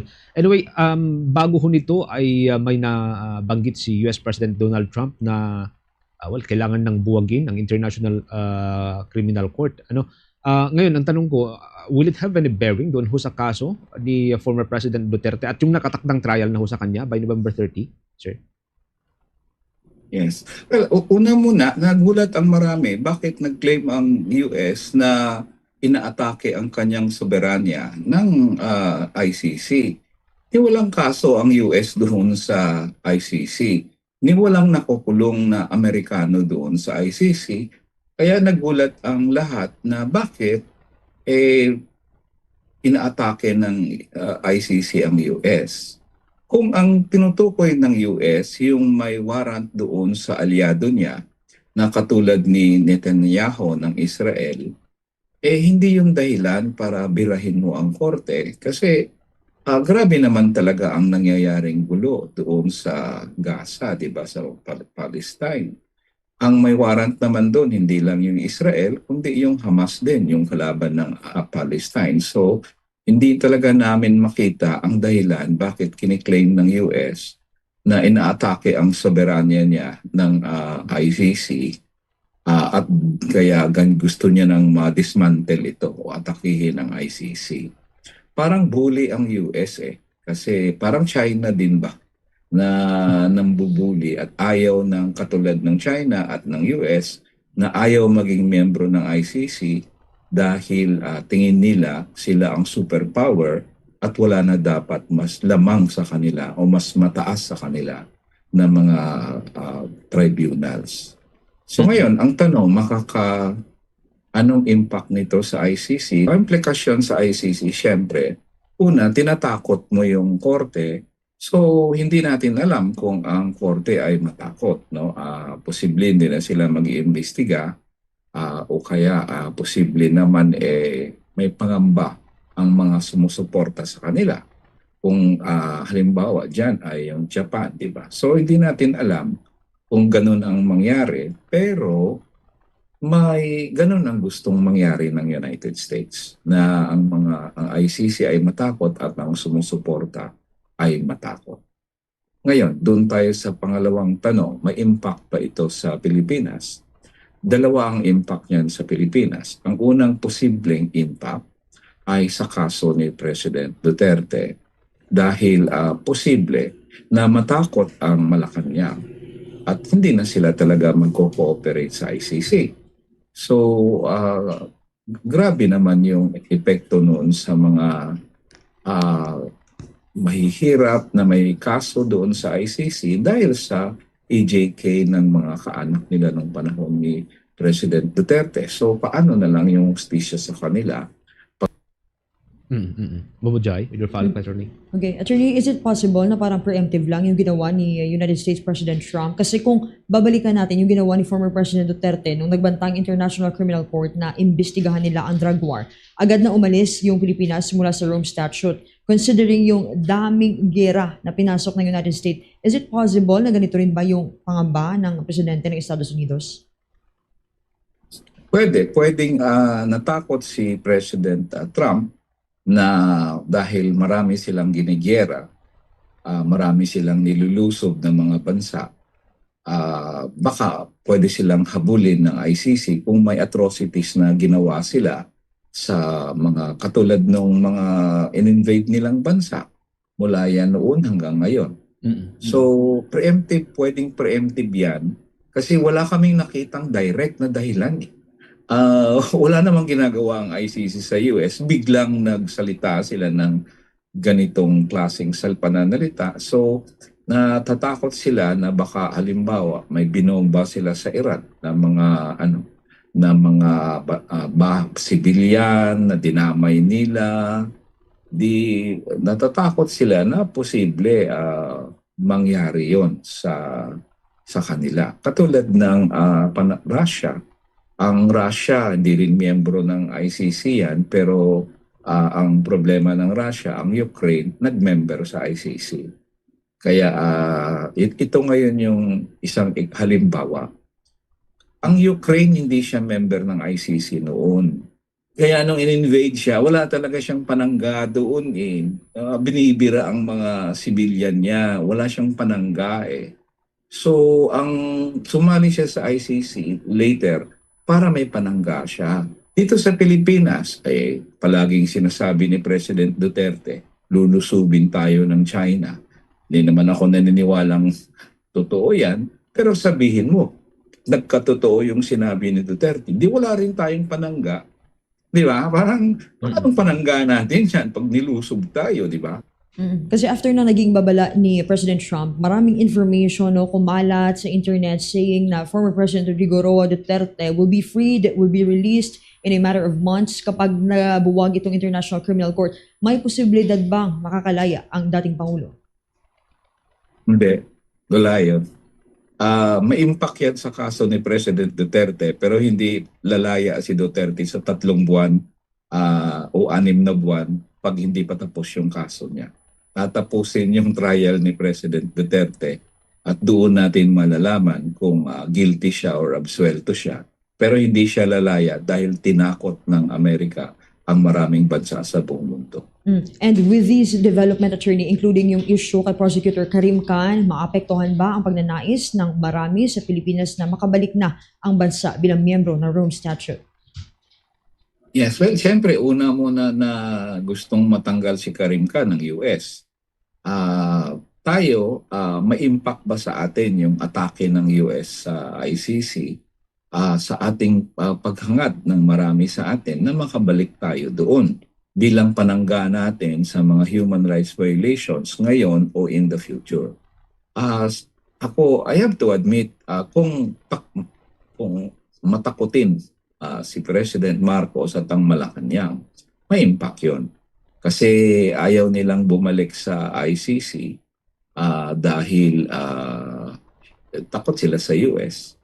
So, ang mensahe ko sa Malacanang, dapat ang siniserve mo yung Filipino people. Kung anong hinihingi ng Filipino people, yun eh. Kung anong para sa interes ng mamamayang Pilipino, yun dapat ang sundin. Na may panangga sila sa human rights violations, yun dapat ang interes na sundin, hindi ang Amerika. Pero syempre, kung matakutin ang Malacanang, di may impact talaga yan. Sabihin nila, hindi na lang kami babalik kasi baka makakalaban pa namin si President Trump. Okay, Bombo Jen. Okay. Attorney, again, thank you so much for joining us sa Bombo Radio Philippines, sa Bombo Network News. Ingat po kayo. Thank you, Attorney. Maraming salamat din po. Si Attorney Nery Colmenares, mga kabombo, ang nagsisilbing counsel para ho sa mga pamilya ng mga biktima ng extrajudicial killings. Update tayo sa mga balitang tinutukan ng ating mga provincial station. Diyan sa may bahagi po ng Cordillera sa ang naturang rehiyon na sa ilalim pa rin po ng red alert at maraming mga kalsada ang nanatiling sarado. May update po dyan ng Bombo Radio Baguio. Nananatiling nasa red alert status ang buong Cordillera Regional Disaster Risk Reduction and Management Council habang may mga road closure pa rin sa ilang bahagi ng Cordillera, bunsod ng patuloy na pabago-bagong panahon. Sa panayam ng Bombo Radio kay Engineer Jojo Valera, Chief ng Disaster Risk Reduction and Management Division ng Office of the Civil Defense Cordillera, sinabi niyang nagpapatuloy ang pabago-bagong pag-ulan sa rehiyon, kabilang sa mga apektadong lugar ang Mountain Province, Ifugao, Abra, Apayao, Kalinga, Benguet at ang Baguio City. Meron pa ring mga kalsadang sarado sa rehiyon, kabilang ang Cannon Road, Baguio Nueva Vizcaya Road, ilang bahagi ng Itogon, particular sa Goldfield at ilang bahagi ng La Trinidad sa Benguet. Sa kabuuan, 4 na pangunahing kalsada ang kasalukuyang hindi madaanan. Batay sa pinakauling tala, umabot na rin sa 133 na pamilya o 483 na individual mula sa 46 na barangay sa Cordillera ang naapektuhan.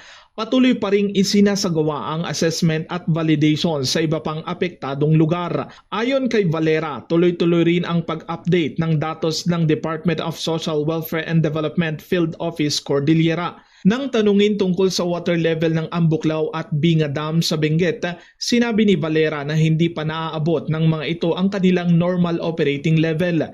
Gayunman, anya, nakatutulong ang patuloy na pag-ulan upang unti-unting mapuno ang mga dam.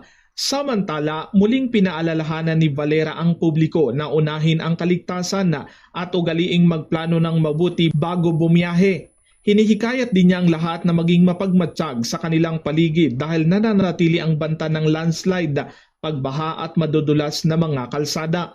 Pinayuhan din niya ang mga motorista na umiwas sa mga lugar na may banta ng pagguho ng lupa at sumunod sa mga abiso ng mga kinauukulang ahensya. Sinasabi natin dito na magplano tayo na mabuti bago tayo aalis o lilisan sa ating safe na lugar o lalo na sa mga bahay po natin. Mapagmasid din po tayo sa ating labas ng bahay o kaya environment. Baka meron ditong yung tinatawag natin na nakaantabay na risk o kaya andyan yung risk. Tulad po yung mga landslide na induce po siya at saka flooding at saka isa pa po dyan yung mga daan po natin na baka madulas. Ganun po siya. Mula dito sa lungsod ng Baguio, para sa Bombo Network News, Bombo Benjo Guzman, and this is Bombo Radio Philippines, the #1 radio network in the country, your trusted source of news and information. Basta Radio, Bombo! Mga pagkalunod naman na itala sa Alaminos City, Pangasinan, higit 700 individual at fisher folks sa ilang bayan sa lalawigan inilikas dahil dito sa bagyong Maymay. Kaugnay niyan, may report ang Bombo Radio Dagupan.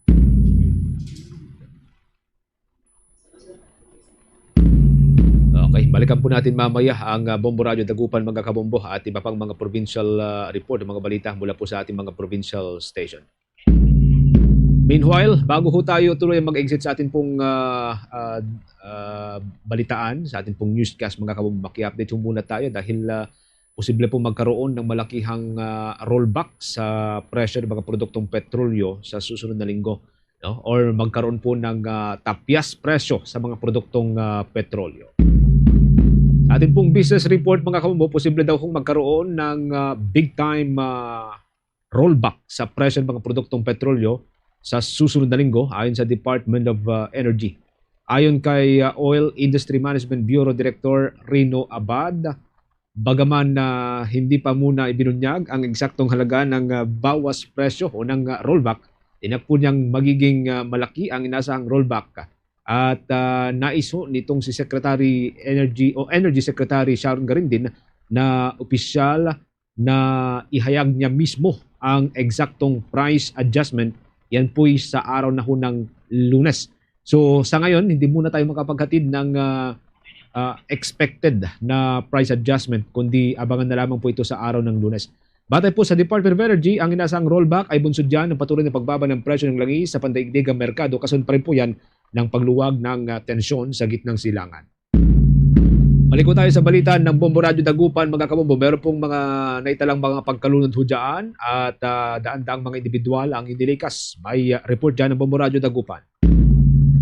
Mahigit 770 fisher folk sa ilang bayan sa lalawigan ng Pangasinan ang napilitang lumikas dahil sa epekto ng bagyong Maymaya. Ayon kay Lawrence Mina, ang Acting Regional Director ng Office of the Civil Defense Region 1, umabot na sa 5,279 na pamilya o 19,200 at 63 individual ang naapektuhan ng masamang panahon sa buong rehiyon. Sa bilang na ito, 257 pamilya ang nananatili sa 19 na evacuation centers habang 274 na pamilya naman ang pansamantalang nakikitira sa kanilang mga kamag-anak. Nakapagtala rin aniya ng 52 insidente ng pagbaha at isang drowning incident sa Alaminos City. Apektado rin ang 47 road sections at 3 tulay bagamat karamihan sa mga ito ay nadaraanan na. Nilinaw naman ni Mina na naibalik na rin ang supply ng kuryente, tubig at communication services sa mga apektadong lugar habang nananatili naman sa normal level ang tubig sa San Roque Dam at wala namang binuksang gate. Samantala, ayon kay Marie Angela Gupalan, natanggap na rin ng departamento ng mula sa ilang local government units para sa karagdagang food packs na ipamamahagi sa mga residenteng naapektuhan ng bagyo. At sa Pangasinan naman po, meron tayong 8 warehouses at meron tayong 10,900 na food packs na nakatalaga doon. Po pong ipaliwanag na po yung location po at saka yung ating mga nakatalaga dyan na food packs ay hindi po siya exclusive doon sa mga lugar na yan. Para sa Bombo Network News, mula rito sa lalawigan ng Pangasinan, Bombo Mayra Resida nag-uulat. This is Bombo Radio Philippines, the #1 radio network in the country, your trusted source of news and information. Basta Radio, Bombo! Luzon, Visayas at Mindanao, tuloy-tuloy lamang po sa pagsubaybay sa ating 32 stations nationwide, mga kabombo Caster Nation, dyan po sa may bahagi ng Mindanao area. Sa mga kabayan po natin dyan sa may Region 11, Davao Region, nariyan ang Bombo Radio Davao at Star FM Davao. Diyan po sa may siyudad ng Cagayan de Oro at mga katabing lugar, nariyan ang Bombo Radio Cagayan de Oro. Para ho sa mga Butuano, nariyan po ang Bombo Radio Butuan. At para ho sa mga taga-riyan sa may Sarangani Province, nariyan po ang Bombo Radio General Santos. Para naman sa mga kababayan po nating Ilonggo na nakabase dyan sa may Mindanao area, nariyan ang Bombo Radio Coronadal. Para naman sa ating mga listeners and viewers sa bahagi ng Bukidnon area, mapapakinggan at mapapanood ang Bombo Radio Malaybalay. Para sa mga Chavacano, nariyan ang ating news, music, entertainment station na Star FM Zamboanga. Sa Zamboanga del Norte, nariyan ang Star FM Dipolog. At sa Central Mindanao and Bangsamoro Region, nariyan ang Star FM Cotabato. At bago tayo magtapos sa mga kabombo Star Nation, narito ang ating Oratio Iberata for deliverance from calamities. Almighty Father, we raise our hearts to you in gratitude for the wonders of creation of which we are part, for your providence in sustaining us in our needs, and for your wisdom that guides the course of the universe. We acknowledge our sins against you and the rest of creation, nature. We have confused your command to subdue the earth. The environment is made to suffer our wrongdoing, and now we reap the harvest of our abuse and indifference. Global warming is upon us. Typhoons, floods, volcanic eruption, and other natural calamities occur in increasing number and intensity. We turn to you, our loving Father, and beg forgiveness for our sins. We ask that we, our loved ones, and our hard-earned possessions be spared from the threat of calamities, natural and man-made. We beseech you to inspire us all to grow into responsible stewards of your creation and generous neighbors to those in need. Amen.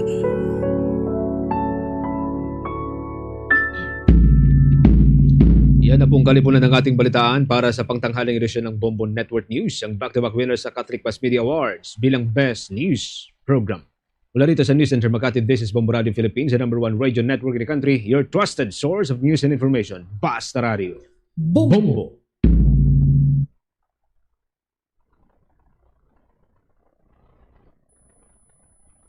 Philippine Standard Time, 1 minuto bakalikad sa takda kalauna sa hapon. Balik diri sa pagpangalagad sa Bombo Hanay Saudto. Bago lang gid kumpirmar sa National Bureau of Investigation o NBI, mismo si Director Belvin Matibag nga nagbiyahe pagwa sa pungsod Sanday 1st District Batangas Representative Leandro Leviste kag ang gisin nga Iloy nga si Senador Loren Legarda. Sa aton sini nga mga kabumbo suno kay Matibag sakay sa nagkalinain sini nga flights ang mag-Iloy nga pakadto sa Hong Kong apang may destinasyon sini nga France. Pahayag pa sini nagbiyahe ang mag-Iloy antes nga ginpagwa sa Pina bato kay Leviste sang Agosto 3. Dugang pa niya patawag si Leviste sa NBI may kantanan sa ginaligar honey trap no nga plano batok sa Executive Secretary Rap Recto kung sa rin nakapadalaman ini sang legal representative. Sa aton sa ligatag palamati kag Tobranaw kag subong man sa ibalo sa makababo naton ang involvement ni Senador Legarda kag ni Representative Leandro Leviste may kantanan man ini sa solar energy projects.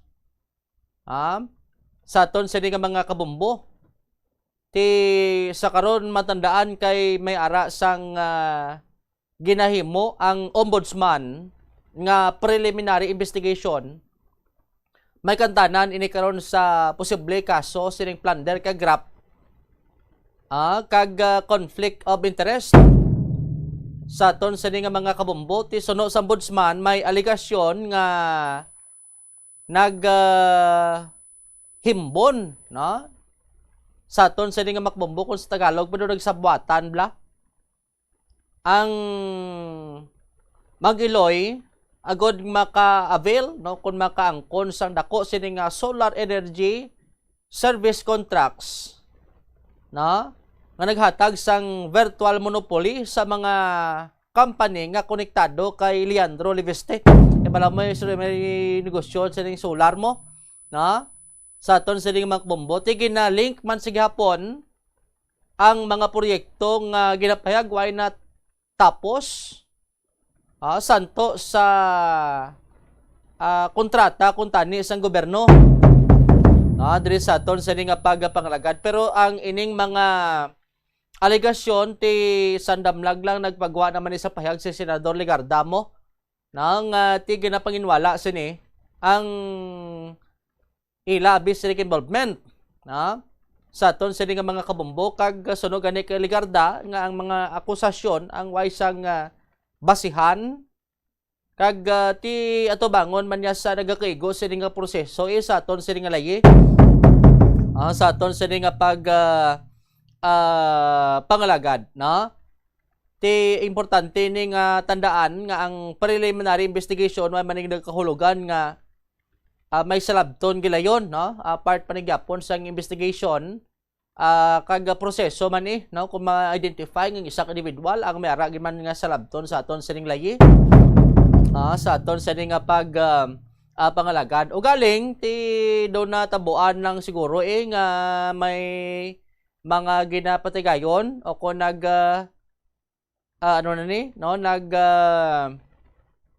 patigayon sang preliminary investigation ang ombudsman kag timingan mga ti naggalakat ni sa luwas sa pungsod. Based man ganito sa payag ni Senador Tulfo nga before pa man no sang last niyo sang ginpatigayon sining impeachment trial nanotisyaran dos mga pumuluyo nga way natugali presensya ni Senador Legarda sa aton sining pangalaga ti damo gani sa nagapalabot karon sang komento na may naghambal nga ti basi pagbalik karon nila ni naka-wheelchair na ni kag may neck brace bla sa aton sining pagpangalagad at mo man ni kalabanan mo sa mga individual speciality kung may kasarang-sarang kabe. Kung may mga kaso kung ginapangutubang sa Pilipinas, ti kadto sila sa pungsod pagbalik may ang iba naka-wheelchair na. Garulokmat ila sining balatian kung mapasakaan kag kung may mga panumbongon sining ginapangutubang. Anyway, ti base man gani sa pahayag nga ang kay Senador Legarda dumayara niya sang letter na nga nag-leave siya anay sa bahin karon sa Senado sa aton sining mga kabombo. Dirita mabalaan no dawon tay no kay tikisa do klain mga mag tadayon no mag-assume tadayon nga mo diyan ang senaryo tilan tawon ta kung ano ang mangindugang sini kay based to sa information do 3 do 4 lang kadlaw kun ang iya sining travel leave dito sa luwas sa pusod.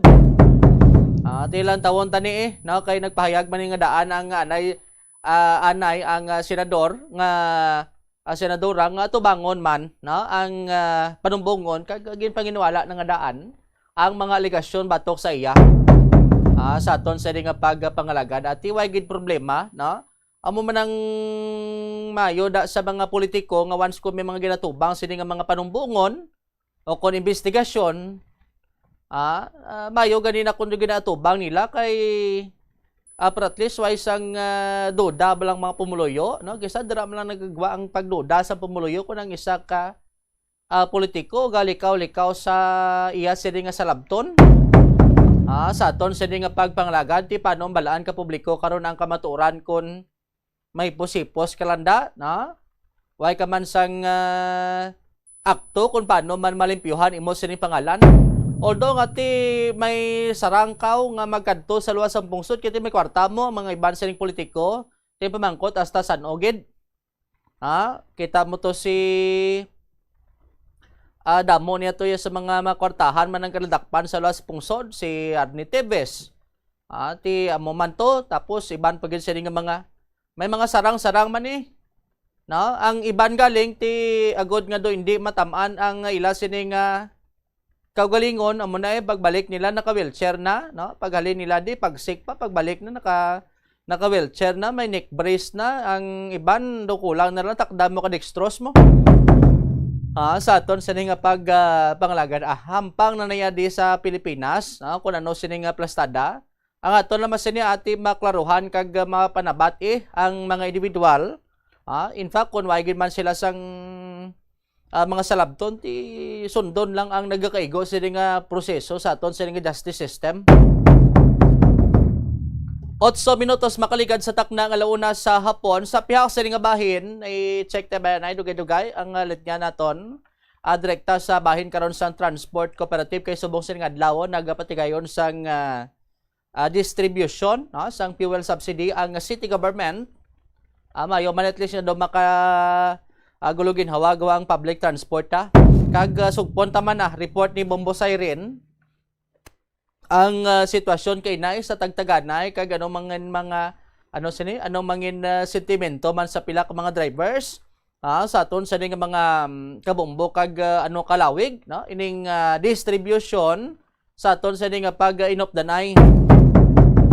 Diri sa aton sa ning pangalaga. Timayo ni kung ang ila sining mabaton direkta sa gasolina o kung sa krudo, inayat hindi na gid na guro makadto sa iban pa kay ti fuel card or ano sa natawag, do coupon, no? Do coupon blan yang ginatagtag ni sa mga drivers ta. Kay malamog isa kun cash basta kun cash kani damo na naya kroma ano da, no? Damo na ipasa nga bay na isayda.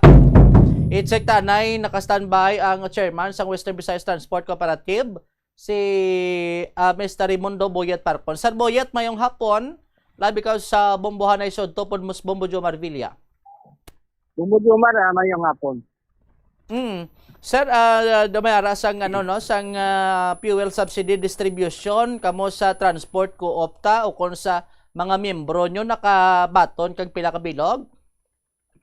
Sakto na Bombo Jomar no ti sa subong aton nga mga bilog naton nga mga drivers no. Nabintay 5 ka drivers naton plus ang aton nga sa modern jet ng 25 plus ang aton nga mga traditional jet na nakabaton no sa ina sa nga Kyopo no subsidy pero Kyopo nila ang mudyong marang yata ng anay pero magamit nila ina sa kwan pa no next week pa no ang mga pero mga 9 no ang distribution no kaina ang distribute na mga Kyopo nila pero ang diesel ng Jomar matugong pa na sila sa mga diselinan guro na ba siya next week pa no. Okay. Pila ang balor sinisir sang ila sa mga kupon?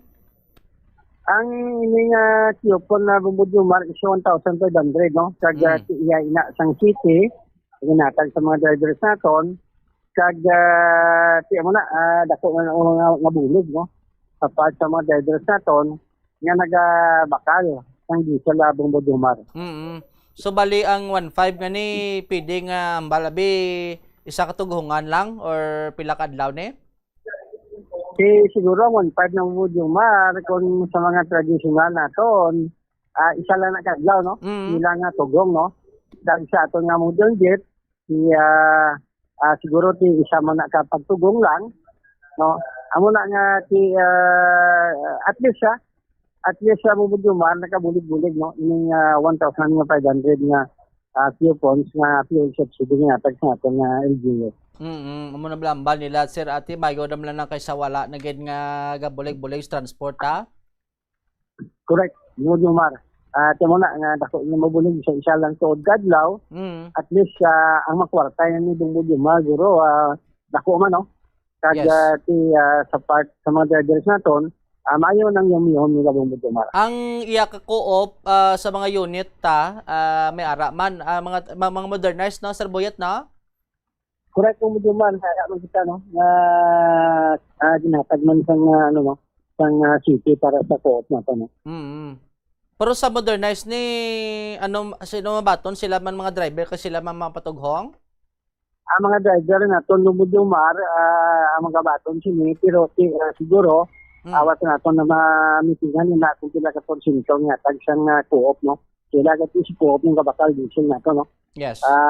Istoryan pala namon buhat aton nga mga budget directors kung paano na no nga matagaman naton parte ang aton nga mga driver. Ti kay coupon siya Sir Boyet, di mo naman ma-convert sa cash no? Laban-laban gatong na gid na Correct Bombo Jomar makadto ka sa gasolinahan tugong Bombo Jomar ng 1,500. Okay. So amo nang sistema gali no. By the way sa traditional unit naton Sir Boyet ano man sige contribute na slash co-op ta like say for example di ba sa modern basta kung magbiyahe kada hapon ginarimit ng ila sini nga mga sini nga mga income blas sa isa ka adlaw amo man ang sa modernize kung sa traditional ta contribute pa ni co-op ta. Bombo Jomar ini nga traditional naton na dakate nang arkila sa operator naton no kay na labot si co-op dira. Kagang ang saan driver markila sa aton operator no. Kagani ng fuel subsidy matugpa kita sa mga driver sa Bombo Jomar no. Ito sila ka bakal sang diesel no. lain na sa kay co-op na si co-op yung gabakal sa diesel nato no. Yes. Kada ina makadto ina personal sila Bombo. Subot sa lingon niya sa mga tradisyonal tadungalan naglila kang co-op, sir. Correct. Ngalan under kay co-op. Pero ti ang driver naton dito pa nagarimit sa kay operator no ga arkila system pa na sila subong no. Ay si subot sa lingon ang management ang sistema do pareho man nga under kaya sa isa ka operator kun sa tradisyonal kag Sir Boyet. Correct mo Budumar, under ka daton sa operator kay si operator to nagakuha sa income no. Sang mga traditional nato no. Away ina ginarimit kay co-op kundi dito na ina garimit sa aton nga mga operators. Okay, by the way ang inyo sini nga fuel subsidy ano yata nyo na may kupon na kamo, may information kung may sunod pagid nga releasing man sang fuel subsidy ang city, sir? Ini mo Budumar, wala natin balang iya ini sang city no. Ang iya sang DATR, wala natin balang sa noy na mo to pa. Kaya siguro ti mabalaan nyo na kung niyara na kahit kapabalo man ng LTPRD sa aton kung saan nila ito nagtagin ng fuel subsidy. Okay, sige. Ti mayo man na. Pero kamusta ang imo assessment do nangin talunsay man tanan nga distribution ta kina? Kay nagaginutok mo Budumar ang mga drivers naton kaya ti nakabuhan gid na may klase kay ti damo ka kumod ng mga pasahero naton kina no. Kaya labi na gid naton ng mga drivers no nga sa modern jeep naton kay ti pila sila dito. Dili dang ilang pagbiyahe dong Budumar no pero sige lang din naton at least nakakuha ka mo kag dako na nga bulig sapat sa mga traditional drivers naton kay na. Ate timing lang na basi kun mga next week abi ma-rollback pati ang 1.5 dako ug adugang gwa sa ila sini nga income na sir sa gatong nila. Kung medyo sakto na no basi may rollback ba galoyan dako gid ang mabulig nga sinang 1,500 dako na guro Budumar no nga pila na sa litro nga diesel nato no. Let's say for example abi no kun ako driver Sir Boyet no hindi ko anay bi pagtughong tago-tagoon ko anay bi no ipit-ipiton ka to anay ko puno laton tabi anay mag-rollback kay bala mo ti syempre kung mag-rollback magtughong ka 1.5 madamo-damo gawa ang litro no kun ang imo sini nga gatong sinim tugong pwede na siya no. Hindi gid pwede na Budumar no may may terminal no kung saan ka matugong no. Ay hindi sila nga pa atraksyon nimo nga kung rollback. Ini kaya lang mga Budumar, adi lang na. Ang tamagresunyan na ito binabayaran niya sa gobyerno, no? After sila, kaya lang schedule, pag-schedule si mo, for example, next week, mas-schedule nga ito nga mga gasunyan, ang gina-credit ng city, dito sila matugong mo Budumar, no? At hindi na pwede nga madilig ka pa, hulaton mo kung na saan o mag-rollback kung nga Budumar. Ay, si subot sa lingon do may validity lang gali Sir Boyet, basi blang ibang driver mambal blang ati, ay piti-piton tanes kay tatabing kupon niyo para matutugon ta kun maggamay-gamay ng gatong Sir Boyet.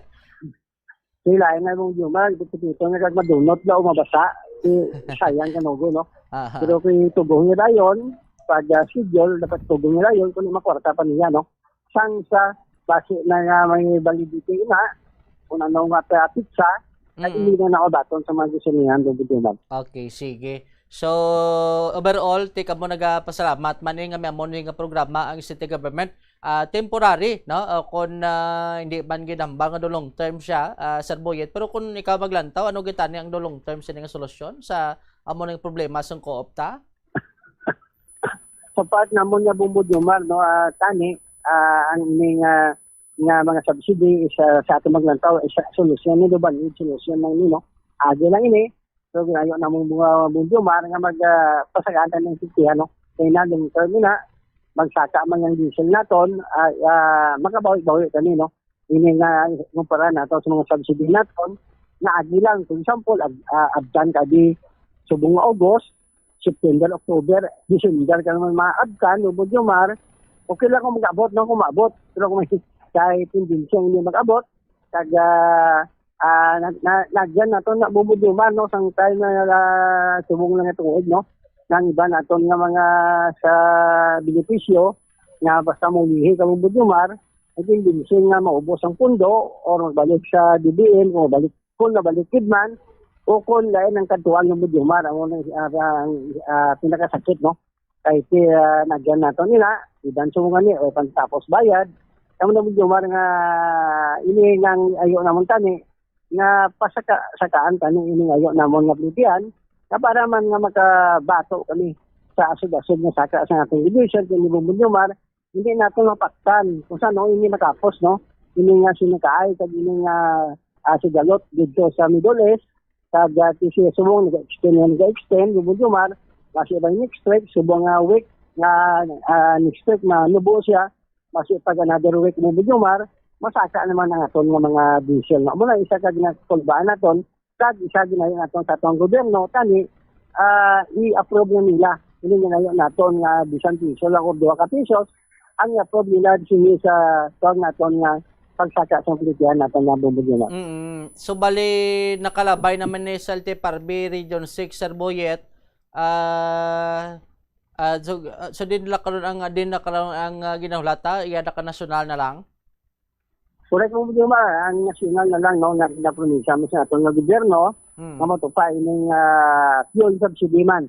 Kay sa nagligad, nahara kita nga gina-avail nga 10 pesos discount no sa aton nga diesel, sa atong bati-bati nga gina-approve nila sa Senate ganit sa Congress sa DOTR nga dugangan nila sa 2 ka pesos no ang ining fuel subsidy nimo na nga 12 pesos ng Budyumar yung fuel subsidy, pero ang bal naton ng Budyumar nga daw hindi na applicable kag natawag naton nga daw sige-sige no kay base na untat na kag Budyumar may ara niya nga mga gasolina no nga nag-untat na sini nga fuel subsidy no kay iban sini diri nga mga gasolina wala din bayaran sa gobyerno, dinid ang bayad at nga kapitalan nila discount na 10 pesos kag iban sini Budyumar nga why na nagpatugong no sa mga gasolina naton tungod man nga delayed ang pag-abot sa nga sini nga fuel subsidy sa pagbayad sa atong sini diri nga mga gasolina. With that information, kag sa time ginhatag mo diri sa Bombo Radio Iloilo, Mr. Bumbodo, Sir Boyet Parcon, Sir madamo gid nga salamat kag mayong hapon. Salamat mo Budyumar, kag salamat man sa Bombo Radio. Mayong hapon. Nabatian si Mr. Raimundo Boyet Parcon, Chairman sang Western Visayas Transport Cooperative. Ti una sa ila sini nga fuel subsidy bati makabulig-bulig naman niya sa parts ng transport. Na timakon mo di kani kakita 1,500 kun why niya sang programa ang syudad. Sa aton sa nga mga kabombo makabulig-bulig no ti angay siya na sa mga traditional imbes nga inugtughong nila 1,500 1,500 ti ang kupon lang gamiton ang cash nga nugtughong ila na to ya no galing ti amo na temporary lang no relief sining mahatag sa mga drivers naton ang ining ayuda sa aton sa nga pag pangalagad ti sa partman sang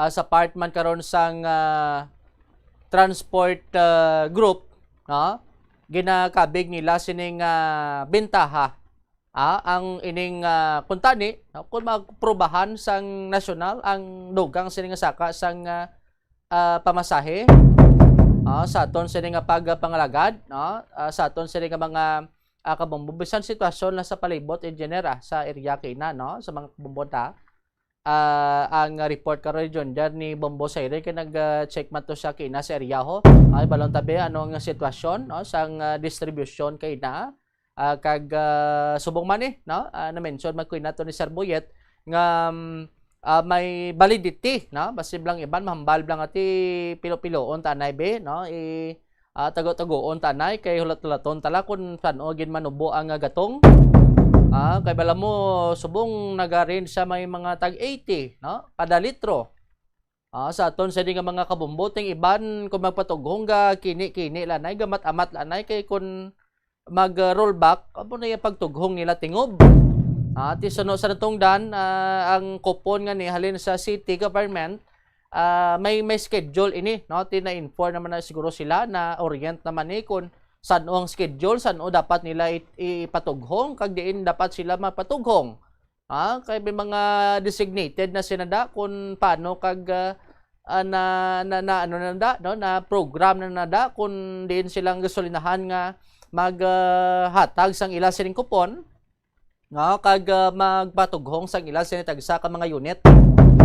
Sa aton sa nga mga kabombo mo nang isa sa mga ginalantaw sa karon nga bintaha sa aton sa nga pagpangalagad ining fuel subsidy sang city government.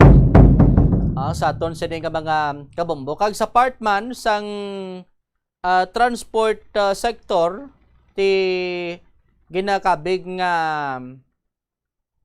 temporary lang ini na ang isa sa ginalantaw sining long term amo ang kun maprobahan ang ginaduso sining nga saka nga piso sa pamasahe sa aton sa nga pag pangalagad no sa mga kabombo naton. Although nga ti kun lang tawon ta kun ikaw permi naga-commute tapos masami kaya bi nga nagasakay sa jeep o kun sa bus. No, kung kapulo kaya magasaka na auti pulo makpesos ang mabuhin. Pero ti kalabanan mala sina naga double ride mo. Halin abis terminal tapos pabot sa eskwelahan tapos balik naman back and forth. Ti kun kaduha 2 pesos hindi man guro masakit-sakit sa mga commuters no. Sa aton sa nga pangalagad ina kun maprobahan na pero ang the best gid sini nga no kun tani nga solusyon para nga kun kilala tabla everybody happy lang na sa part sang mga pasahero kag sa drivers amo ang pagpanubo sa presyo sang gatong sa aton sa nga magbombo bisan unid ang gurong pasaka sa masahib kag bisan way na may mga subsidy ang driver basta may ara lang niya sang sang pagnubo sang presyo sang gatong ti makabawi-bawi naman sila sining income kaya bala mo iban imbes nga inog tughong kun imbes nga inog gabayad sa arkila didto yun ay kakatupa sa ila sining gatong sa aton sa nga pagpangalagad masubo-subo pagid karon ang ining mga gina-offer sining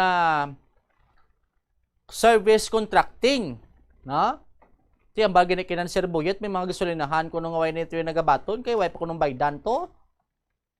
Kay balan mo dumduman tani may mga implement sining subsidiya na do tag pulo ka pesos tobla ang buhin tos kada litro. Sa aton sining makbombo ti ang guaya senado sang unab lang nga dumduman nyo to nga may service contracting libre sakay. Natapos na tong serbisyo pero ang inugbayad to sa driver kag sa co-op way pamahatag. Sa aton sa nga gobyerno ti do mo ning nakita tas ni karong problema nga kun lang tawon mo bla okay lang na basta may ipatuman lang nga proyekto may ipatuman lang nga programa pero ti ang pamangkot ano ka consistent no nga mahatagan gilayon sang ila sining parte man ti ka nga sina sa transport group siyempre kung ikontratahon mo na may kabaylo gid nati ang iban sining co-op why na sila nagsulod kay ang payment sang gobyerno ti delay man sa aton sining pagpangalagad ti mo man natabo sa nagligad to sang during COVID bla may mga libre sakay nagbali na isa ito mga driver kag mga operator kay way pagyapon mahatag tong ila sining parte man sa aton sining mga kabombo ti kabay pa nga matagaan na sang kasanagan nga antes sa magpatuman sang amo nga mga programa dapat isiguraduhon na nga ti amo niho after nila implement may mabaton silang amo ni kadako nga kantidad. Sa aton sining makbombo hindi lang hambal nga ti basta ma-implement lang okay na. Now to to be follow na lang ang dugang sining mga benepisyo nila da. Sa aton sining mga kabombo do pareho man na ko naga kayo kita sa mga proyekto ti kangay sina kon may mga project ang gobyerno ta ginauna ang budget abis sa struktura galit tibo sa ulihi may mga balaydan pa to sa mga tag-iya kalupa ti di madayon kay way pagli masettle sa aton sa nga mga kabombo ti ang kulang mala sa nada dapat ilimpyuhon siguraduhon anay ang tanan sa nga mga kinanglanon da antes nga magpatuman para at least nga ang mga benepisyaryo, mga maka-avail sila ng mga proyekto, hindi niya magreklamo pa. Diri sa aton sa nga pagpanglagad. 30 minutos makaligad sa takna ng na sa hapon. Duga sa nga balita kag impormasyon bataya matapos ang pila ka mga panumdum. The Farmers Bazaar, your traditional public market with the touch of Plazuela Dos, ang isa ka lugar nga gintukod sa tion kag sa kasagsagan sa COVID-19 pandemic nga may tinutuyo nga maghatag sa imo sang safe marketing experience. Subong nga ang COVID-19 hindi nagidman dako nga pamahog kag nagapakadto na kita sa next normal. Rest assured nga ang Farmers Bazaar will further evolve agud yung magpadayon sa paghatag sa inyo sing satisfying marketing experience. The Farmers Bazaar. Sa lower level, tara na pahamtang ang fish, poultry, kag meat section para naman sa inyo mga kinahanglanon nga prutas, utang kag iban pa, magbisita sa upper level, pinaagi sa paggamit sa hagdanan o kon sa pagkadto direkta sa parking lot. The Farmers Bazaar, your traditional public market with the touch of Plazuela Dos. Mga nanay kag tatay, markahin na ang August 10 to 28, 2026. Protektahi ang aton mga kabataan batok sa tipdas kag pakayha paagi sa Measles Rubella Supplemental Immunization Activity sang Department of Health to Western Visayas Center for Health Development. Ang bakuna libre, luwas kag epektibo para sa mga kabataan. Bisitahon ang aton mga sentro, fixed and temporary vaccination sites. Magpabakuna, magbinuligay, magparigon sa proteksyon sa aton komunidad. Plazuela de Iloilo Billboard of Activities for August 2 to 8, 2026. Ang August 7 among first Friday of the month. Ang 3 sa 12 ka mga promesa ni Jesus nga ginhambal pinaagi kay Sister Margaret Mary Alacoc para sa tanan nga mga devotees sa Sacred Heart of Jesus. I will establish peace in their homes. I will bestow abundant blessings upon all their undertakings. I promise you, in the excessive mercy of my heart, ng akon all-powerful love ay igahatag sa tanan nga magabaton sang Holy Communion sa First Fridays sa siyam ka consecutive months. Ang grasa sang final perseverance. They shall not die in my disgrace, nor without receiving the sacraments. Ang akon divine heart among ilamangin safe refuge in this last moment.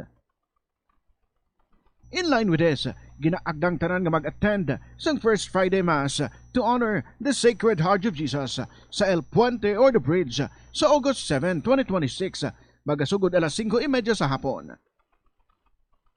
Siya, kagangiya nga banda, magabalik sa sining weekend to deliver another great musical show sa concert at the Plaza Presents, the Totong Villeros Band, kicking off alas 6 ng gabi sa August 8, Sabado. Sa tion sa musical show, napulo ka mga matahom nga Plazuela de Iloilo Mags kag madamo pa nga iban ang igaparapol sa mga suki sa Plazuela de Iloilo. Sa August 9, Domingo, ginaagdang tanan nga mangin kabahin sa Eucharistic celebration nga pagahiwaton sa El Puente or the Bridge sa mga adlaw alas 11 sang aga. Sa tion sang Holy Mass ipangamuyo naton sa Ginoo nga kita nga mga Pilipino ang padayon niya nga hatagan sang kabakod agud malampuwasan ang internal kag external problems sa aton nga pungsod. Plazuela de Iloilo, we remain to be one with you in the common hope for a better community and a progressive country in 2026.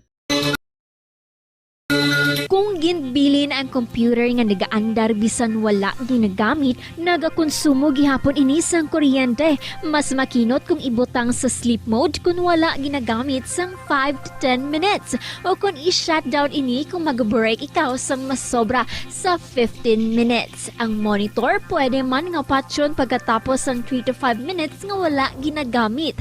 Sa sini nga paagi makakinot ang opisina sang dako nga kuryente kada bulan.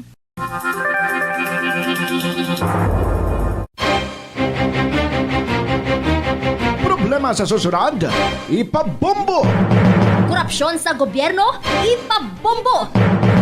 Kakulang sang serbisyo sa matalatapan sang gobyerno, ipabombo! Inhustisya kag hindi patas nga pagtrato, ipabombo! Ipabombo! Programa sang Bombo Radio bilang dalampang sang banwa, ipabombo! Ipabombo! Problema sang komunidad, ipalabot naton sa natungdan kag solusyonan. Ipabombo! Ipabombo! Diri lamang sa Bombo Radio Philippines, the #1 radio network in the country. Your trusted source of news and information. Paradyo Bombo!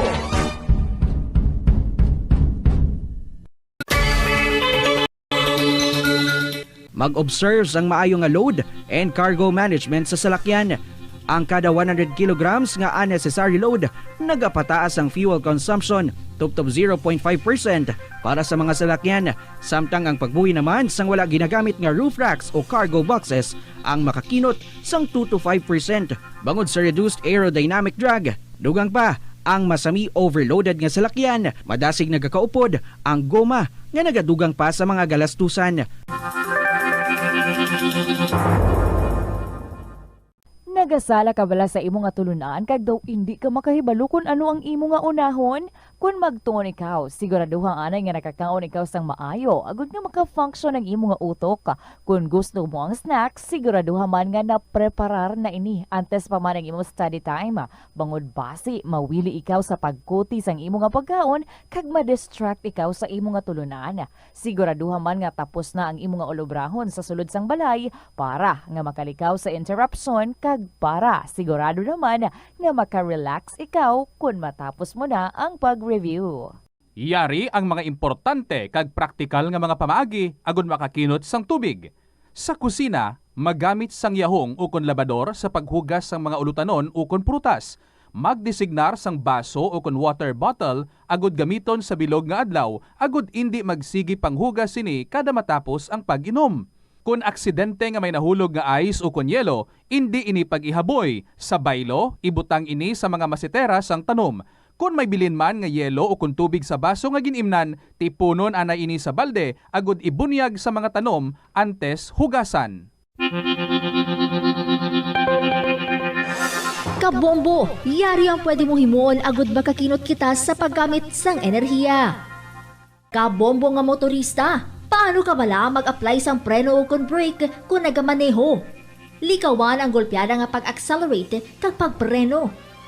Ang golpeada nga pag-accelerate kag pagpreno, ang sara nga makakonsumo sang gatong tubtob 3,700 pesos kada bulan. Samtang, makakinot ka naman sang tubtob 200 litros sang gatong kada bulan sa imo salakyan kung matawhay ang dalagan sang trapiko. Gani kung ikaw magmaneho, smooth and easy lang kabombo.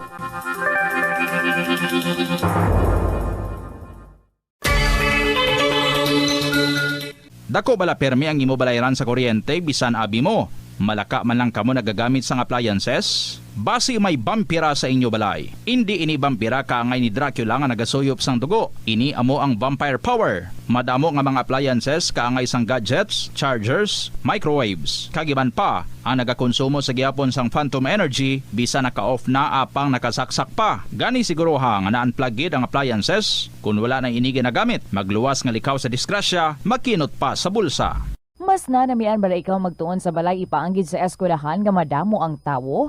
Isa ka panugyan para epektibo ang pagtuon sa balay, amo ang pagpangita sa designated area agud nga matiniran kung ikaw nagasulat, nagabasa o kung nag-review. Pwede man nga lamesa sa kusina o kung sa desk sa sang inyo nga balay, pero hindi gid magigda sa imo nga katre samtang nagatuon. Ini bagod nagakatemptar gid ikaw nga magpiyong-piyong tubtub nga dalayon na ikaw nga matulugan. Siguraduha man nga malimpyo kag organisado ang lugar nga imo ginatun-an.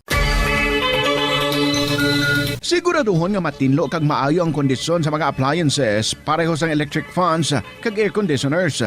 Kung puno sang yabok ang mga ini, mas mabudlay sila mag-function gani mas madamo nga kuryente ang kinahanglan para makahatag sang pareho nga kabugnaw. Halimbawa, ang electric fans tinluan ang mga blades kag grill para mas mabaskog ang hangin. Sa air conditioner naman, tinluan ang filters kag i-check ang refrigerant para hindi mauyang ang kuryente kag mas mabugnaw ang hangin nga ginabugas sini.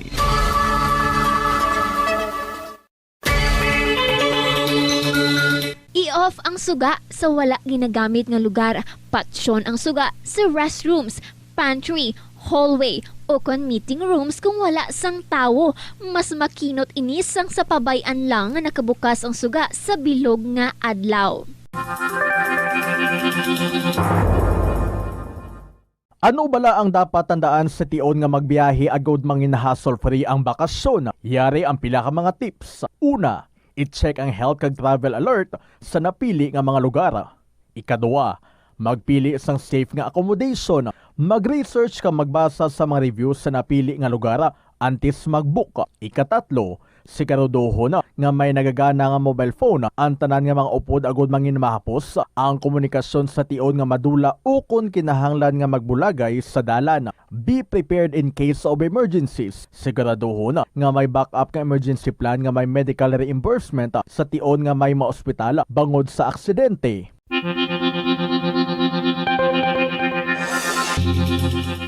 Sini nga panahon sang tag-ilinit, delikado ang sunog ilabi na sa sulod sang panimalay. Gani safety first ka bombo, ilabi na kung ikaw ang nagaluto sa kusina. Siguraduha nga nahamtang sa mabugnaw kag well-ventilated area ang LPG tank kag indi masilakan direkta sang adlaw. Ang sobra nga init makapataas ang pressure sa sulod sang tangke nga mahimo magresulta sa aksidente. Checkiaron ini kung may tagas kag ipalayo sa kalayo.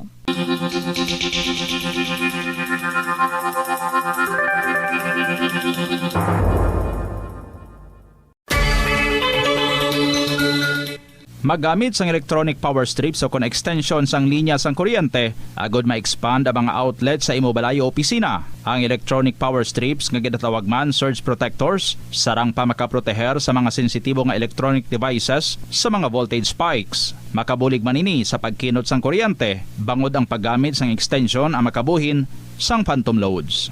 Sigurohon man nga naka-off o naka-unplug ang extension kung wala na ini ginagamit. Hindi ako Kada 39 segundo, may isa ka tawo nga nagakabiktima bangod sa paggamit sang computer. 8 ka milyon sa kada tuig ang ginaatake sang hacker. Likawan ang Philippine Standard Time, 42 minutos makaligad sa taknang alaw na sa hapon. Balik din sa pamalagad sa Bombohanay, Saud to. Standby kay check na nagagay report o kunang linya ni Punong Barangay Ruby Ann Yanga, no, sang Banuyaw, La Paz, kag the same time ang Association of Barangay Captain President, no, sa may distrito sa La Paz. May kantanan ini sa gina istoryahan karon, no, kung bala madayon o kung hindi ang barangay ni SK election kay ginaduso sa House of Representative, no, nga ipaiway lang anay, no, ang subong sini nga BSKE kag halinon sa tuig 2028. Diri sa aton sa nga pagpangalagad ti miwino kung ano ang mangin stand makaron o kung ang mangin pahayagman sang ABC head, no, sa may distrito sa La Paz.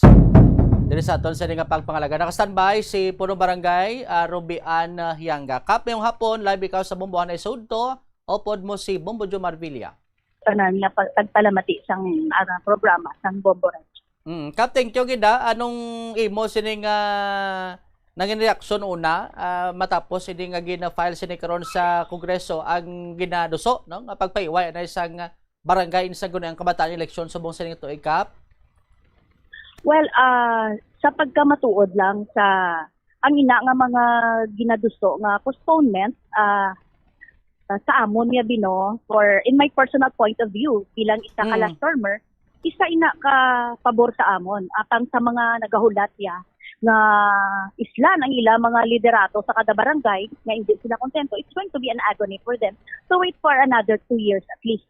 Pero sa subong kay ginaduso pa malang na hindi pa na inaayalay ang ato niya Comelec na batian man nato ng ilay nga stand nga they are ready anytime, but ang sa ato niya nga November 2 nga schedule, and at the same time sa ako naman niya sa amon barangay we are ready also kung ano man gid ang mangin matabo sa mga ginaduso nila nga postponement sang aton nga barangay and sangguniang election.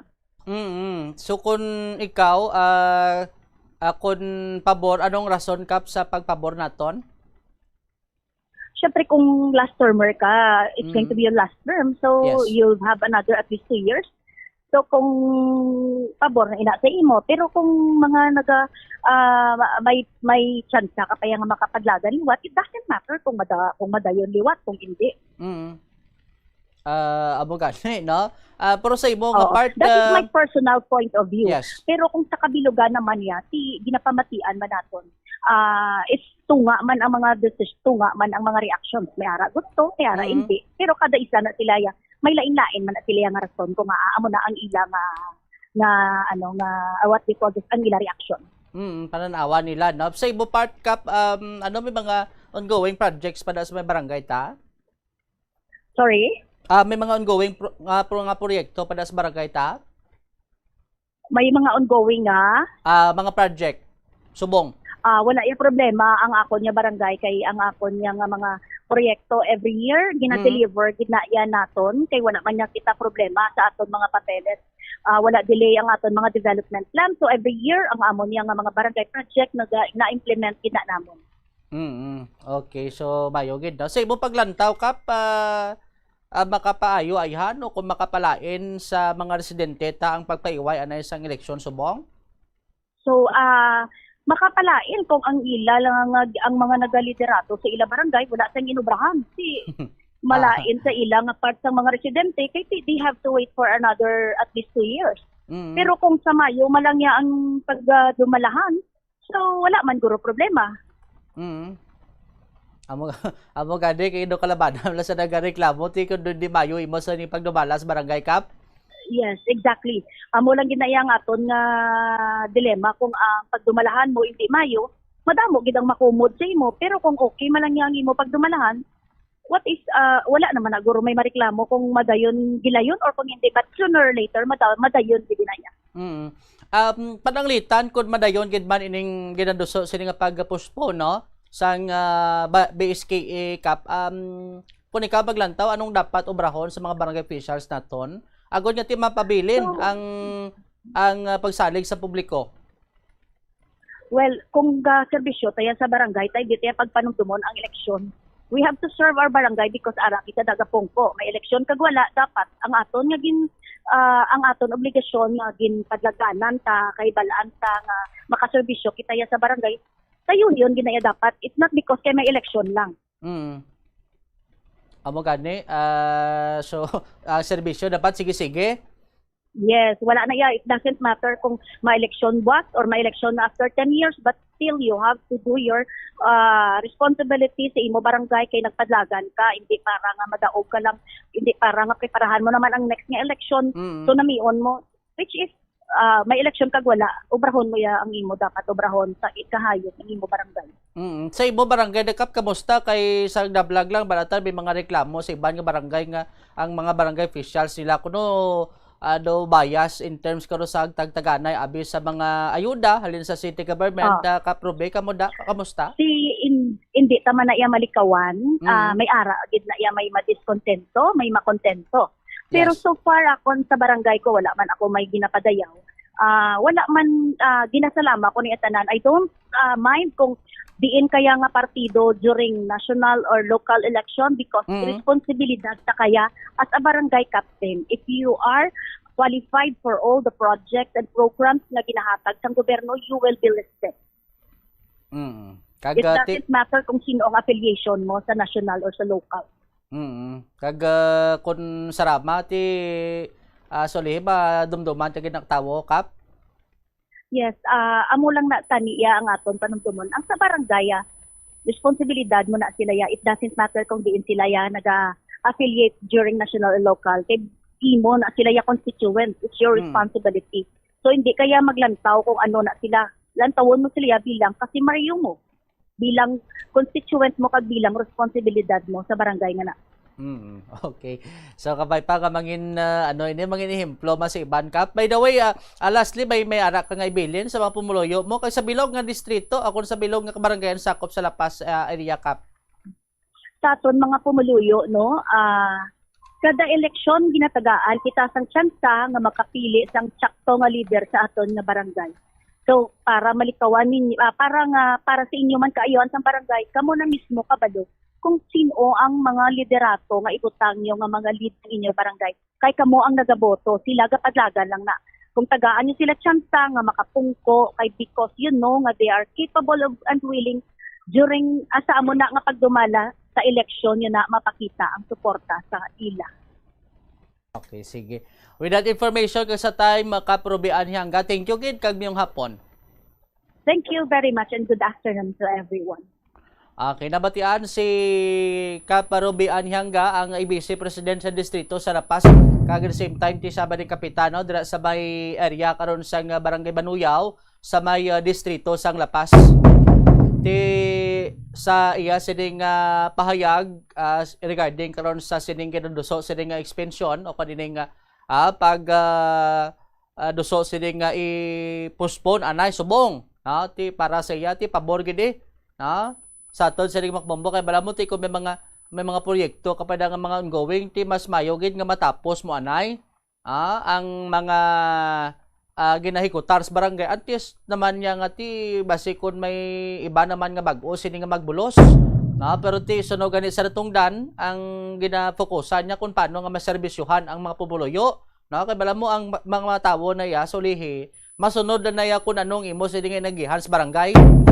Kabalo na sila ya maglantaw karo kun ang imo sini nga inagihan da nagapabor man kag ginapasulabi ang ikayo sang tagsa ka mga pumuluyo sa barangay. Amo to gani hambal niya nga ang isa sa mga example nga ti saulihi talupang don kaya ka mga tawo sa imo sining performance like say for example ti kaangay sini sandamlag lang di malikawan nga may mga reklamo sa mga pila ka makbarangayan sa syudad sang Iloilo ang iban kuno ti ginapili lang ila sini nga tagan halin sa ayuda sa aton sini nga gobyerno.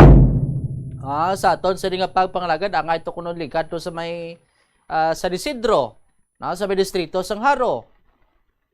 Sa aton sini nga pagpangalagad ti ang matabo kun may ara kaw sang pinalian ang hambal blas ang kilala ti ang makabaton mga malapit las luwag tilaw man mo nga sa tion niya sang eleksyon dra man silang bawi simo sa aton sini nga pagpangalagad pero kon ang imo sini nga liderato sa barangay amo tong hambal ni Kap nga kun may hatagay way siya galantaw kun ano kaya nga partido ano kaya color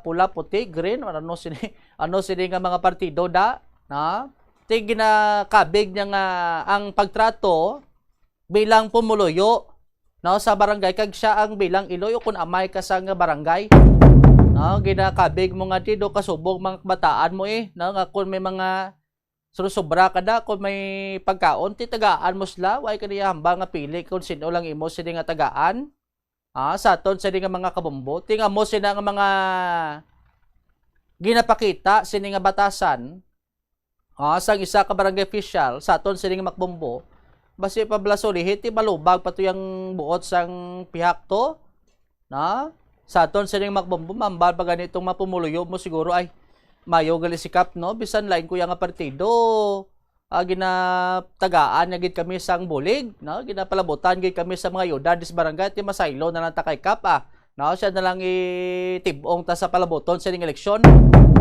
sa aton sini nga pagpangalagad. In short, ang tanan nga ni nakadepende sa performance sa isa ka punong barangay. Kag sakto man to ambal ni Kap ang mga pumuluyo nga nagareklamo nga madayon subong kalabanan sina ti may mga madulom sini nga experience guro sila sini nga barangay officials. Sa aton sa nga pagpangalaga dumduman tatuligan din nga nga barangay nga mangayo man sa barangay clearance ang balan patuya kapitan nga why dit ballpens barangay hall mapuli ko anay balik lang ko karon ti hulat man to sa barangay hall pag dugay-dugay kibot siya way gyapon ka balik ang kapitan sa aton sa nga mga kabombo ti ang aton malasini mayo man to nga mga pahayag nga mangin patas na lang sa kung ano sining ano siya nga partido dapat mangin fair man na para solihi way blas ang damo niya sang gamo. 54 minutos makaligan sa takna ng alauna sa hapon, ipasiplatan tabi kay nakastandby sa piyak linya si 2nd District Board Member John Mondihar, ang committee chair sang Public Order and Security. Natabo ni sa nablag lang dira sa may Pabia People's Terminal nga nagapamulak pasahero bla ang ining jeep gabiyahe pa 3rd District of Iloilo. Tino yung reaksyon karon sang aton sa mga opisyales. Board, mayong hapon, live because sa Bombo Hanay sa Udto, upod mo si Bombo Jomar Villa. Bombo Jomar, mayong hapon man. Okay. Board, thank you gid sa time ginhatag mo diri sa Bombo Radio Iloilo. Live kita karon. Una, anong reaksyon mo, Anay? Matapos ning natabo dira sa area sa People's Terminal sa may pabiyang ang last trip to nga jeep. Grabe, nagapamulak sa pasahero, Board John. Ginakasubo ginaton nga makitang muna nga nga sitwasyon sa chip. Kay tuman gid ka delikado na aksidente, may mapatyan nga pasahero o may madagdag nga pasahero sa muna nga sitwasyon na sang sang aton nga passenger ship.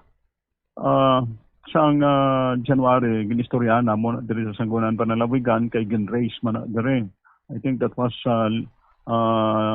late part sang January of 2026.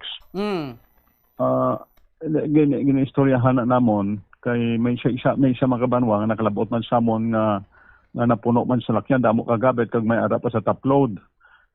So yes. Nagpasar kami di resolution sa Sangguniang Panalawigan nga i-address sa mga local chief executives naton sa mga component municipalities kag city sa probinsya sa Iloilo nga tingwaan nila na hindi na matabo. That was January. Yes. To the point na kung pwede istoryahan nila sa Drivers Owners Association sa tagsa nila kabanwa nga matagaan ina nga solusyon. Hindi na makita ang senaryo kundiin madamo na kabit kag may arap pa sa top load nga mga passengers, especially sa last trip sa mga passenger ship nga nagabiyahe pa kadto sa aton mga kabanwahanan diri sa probinsya sa Iloilo. Delikado ang sitwasyon nila kung nara sa babaw. Base may maaksidente, base may mahulog kag wala maton pangayo pero basin may magkalamatay patungod sa aksidente tungod sa mga sitwasyon sa aton nga passenger ship. Subot silingon kamodra sa sanggunian na raise na ning concern kag gin-call naman to gulang attention karon sa mga local government unit kung ikaw maglantaw din nakita mga diferensya ni board nga natabo pa ni. Siguro wala nila ma-monitor. O gintagaan man nila action sa motong ation. That was late part of January, February, and then wala ma-monitor.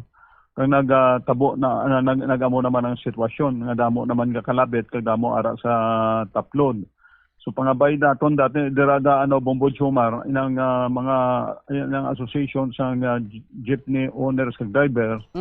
Dapat istoryahan nila na moto proprio sila ng ilistorya o ang mayor sa Banwa maga-istorya sila agod nga hindi na matabo na istoryahan mapangitaan niya paagitan ni isang asosasyon kung anong himuon kung for example last trip na dapat mapreparahan sa association nga in the event na kung ang pasahero magasobra gid sa seating capacity sa salakyan. Yes. May na-ready na sila nga unit na mag-pick up sinang mga pasahero na nagsobra sa seating capacity sa last trip na. So amo nang nakita sa nga solusyon nga dugangan ang unit kay kung maobserbara nato na board kun naga damo man jeep pero kun gabi gamay na lang tapos kun gabi damo naman pasahero mo na nga naga kulang so dapat padugangan gid man sang mga additional unit abe para at least nga kung may sobra hindi na maginutok sa isa ka jeep Board John. Amo na Bombo Jomar, kasi hindi matakabalo kung ano kadamo ang pasahero sa last trip mo. Pero dapat may ready na nga daan nga unit nga in the event nga ang kadamuon sang pasahero masobra sa seating capacity sang last trip, dapat may reading nga jeep nga ma-contact na dayon amo na ang sakyan sa mga pasahero nga nagsobra sa seating capacity sang last trip, dapat amo na. So sa part mo base kon liwat pa siplatan mo naman sa session kay doon nakita do kulang sa monitoring ang LGU naton na Borjon. Lantawon ta obserbahan ta kay may action man nga nahimo kag na-remind naman ang aton nga mga opisyalis sang Drivers Owners Association subang man ang aton mga safety conscious nga mga local chief executive sa kabanwahanan kag syudad sining probinsya sang Iloilo. I hope mangin sustainable ang ilang pagmonitor sining aton mga passenger ship kapin pang last trip. Agon hindi man matabo ni. Ang mayo sini Bombo ganit Jomar kay nag-action kita. Nag-action ng tanan, no? Kung sino man kundi man nag-originate ni kung paano man ibaluan Kung ako gitbulig sa media dire, no? Nag-action kita nga wala sa aksidente, wala sa manapilasan, wala sa nadagdag, no? Aksyonan naton kay usually ang nagakatabo ng may mapiang pa, may madagdag pa, may mapatay pa kay mag-aksyon. Tumayo ning sitwasyon kay aksyonan nga wala pa sa subong sina nga mga kitabo kag I hope nga maging sustainable ang pagmonitor sa kabanwanan sa atong mga opisyalis kag membros ng Drivers Owners Association kag subong sa mga local chief executives agon di na matabo ining subong sini nga sitwasyon. Okay, sige. Very well said. Good na. With that information sa time ginhatag mo diri sa Bombo Radio Iloilo, Borjon na Mondihar. Thank you gid kung ano gid mga dugang sining mga development ba pakigangot lang kami simo da. Borjon, thank you gid. Bombo Jomar, salamat gid sa liwat mayong hapon.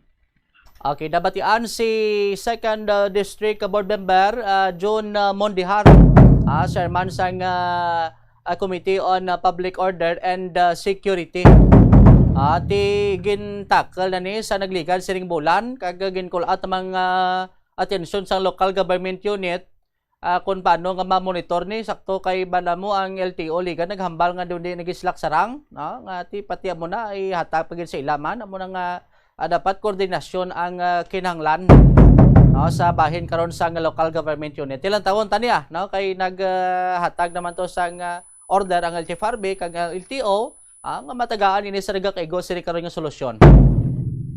1 minuto makalikan sa takna nga alas 2 sa hapon bakulabo sige chipotan diri sa aton sa nga paginop danay standby na sa masunod sa ning programa ang kahapon lamang upo diri kay Tita Regine. Ini si Bombo Jomar Consumo Villan. This is Bombo Radio Philippines, the #1 radio network in the country, your trusted source of news and information. Basta Radio Bombo. Lazuela de Iloilo Billboard of Activities for August 2 to 8, 2026. Ang August 7 among first Friday of the month. Ang 3 sa 12 ka mga promesa ni Jesus nga ginhambal pinaagi kay Sister Margaret Mary Alacoque para sa tanan nga mga devotees sa Sacred Heart of Jesus. I will establish peace in their homes. I will bestow abundant blessings upon all their undertakings. I promise you, in the excessive mercy of my heart, ng akon all-powerful love ay igahatag sa tanan nga magabaton sang Holy Communion sa First Fridays sa siyam ka consecutive months. Ang grasa sang final perseverance.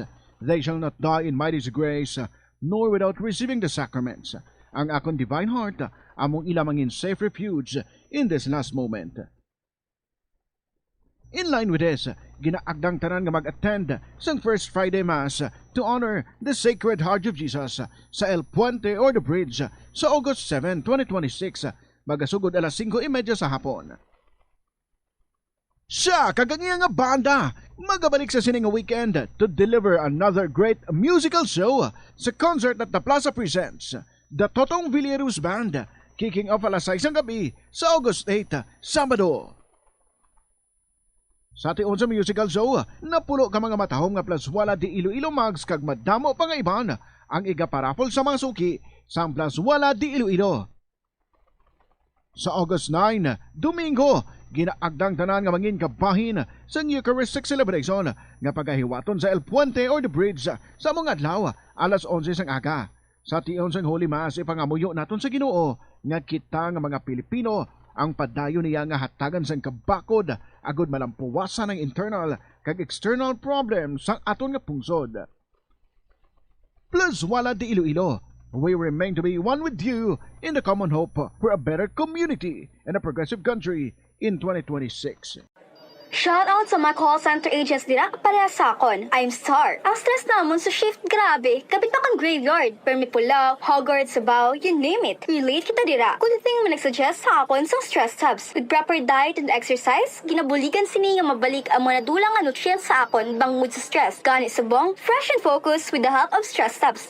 Bisan stress sa shift, try nyo man bala. Guwapa ka. Stress tabs. Multivitamins plus iron is a generic name of stress tabs. If symptoms persist, consult your doctor. Panugyan na rin sa eksperto kung kwarta ang paghambalan. Apesar limitado ang imo abilidad nga mag-invest, ang gamay nga contribution sa investment accounts ang makabulig sa imo nga maggamit ang earned money nga maka-generate sang dugang nga income. Ikonsiderar ang pagbukas ng retirement account o kung iban nga investment account. The Farmers Bazaar, your traditional public market with the touch of Plaswala Dos, ang isa ka lugar nga gintukod sa tion kag sa kasagsagan sa COVID-19 pandemic nga may tinutuyo nga maghatag sa imo sang safe marketing experience. Subong nga ang COVID-19 hindi na gid man dako nga pamahog kag nagapakadto na kita sa next normal. Rest assured nga ang Farmers Bazaar will further evolve agud nga magpadayon sa paghatag sa inyo sing satisfying marketing experience. The Farmers Bazaar sa lower level, tara na pahamtang ang fish, poultry kag meat section para naman sa inyo mga kinahanglanon nga prutas, utan kag iban pa, magbisita sa upper level, pinaagi sa paggamit sa hagdanan o kon sa pagkadto direkta sa parking lot. The Farmers Bazaar, your traditional public market with the touch of Plaswala Dos. Kung mahimo pa lang i-upgrade ang ginagamit mo nga bumbilya sa LED lights. Nagadamo na sa karon ang mga panimalay nga nagagamit sang LED lights bangod magluwas nga matahom ini tulukon. Kag mas barato, mas makinot man ini sa konsumo sang kuryente kaysa sa mga halogen bulbs. Ang LED bulbs sa 25 times nga mas nagalawig kaysa incandescent bulbs kag 80% pa ini nga mas makinot sa enerhiya.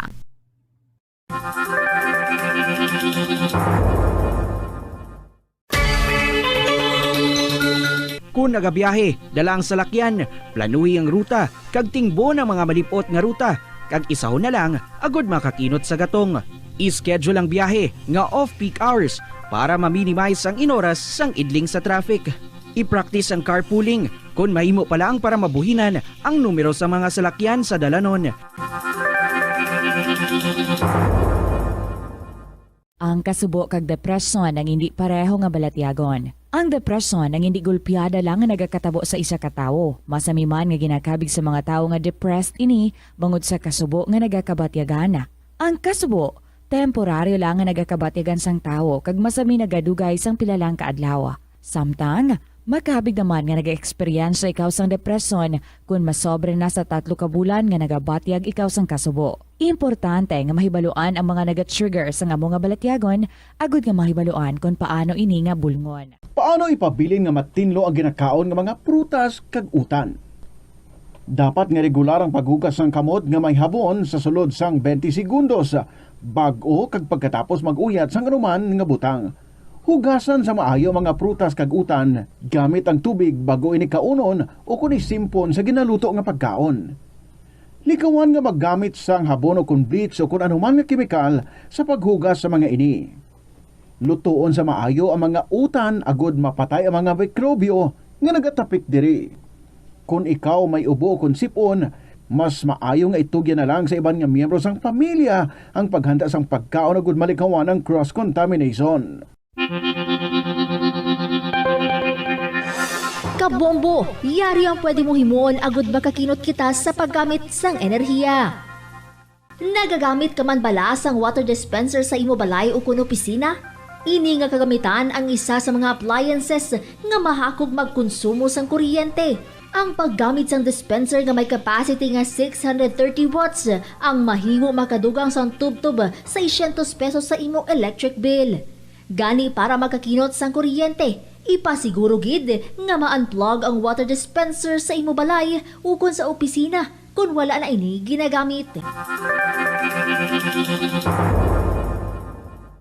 Yari ang mga simpleng nga paagi agud makakinot sang tubig. Tinguba ang mga lalabahan kag tinguba man ang pagpanglaba. Ang pagpanglaba sang isa ka bes sa isa ka semana ang nagakinot sang naglabot sa 50 litro sang tubig. Kung nagagamit sang washing machine, iset ini sa mas manubo nga wash cycle. Makakinot ka na sa tubig, makakinot ka pa sa enerhiya. Hindi pagpunoon ang refrigerator. Kung sobra ang unod sang fridge, mabudlayan ini nga mapabilin ang tugnaw, nagahinay ang airflow kag mas madamo nga kuryente ang kinahanglan. Ipabilin nga matawhay ang unod kag painon ang mainit nga pagkaon antes ibutang sa fridge.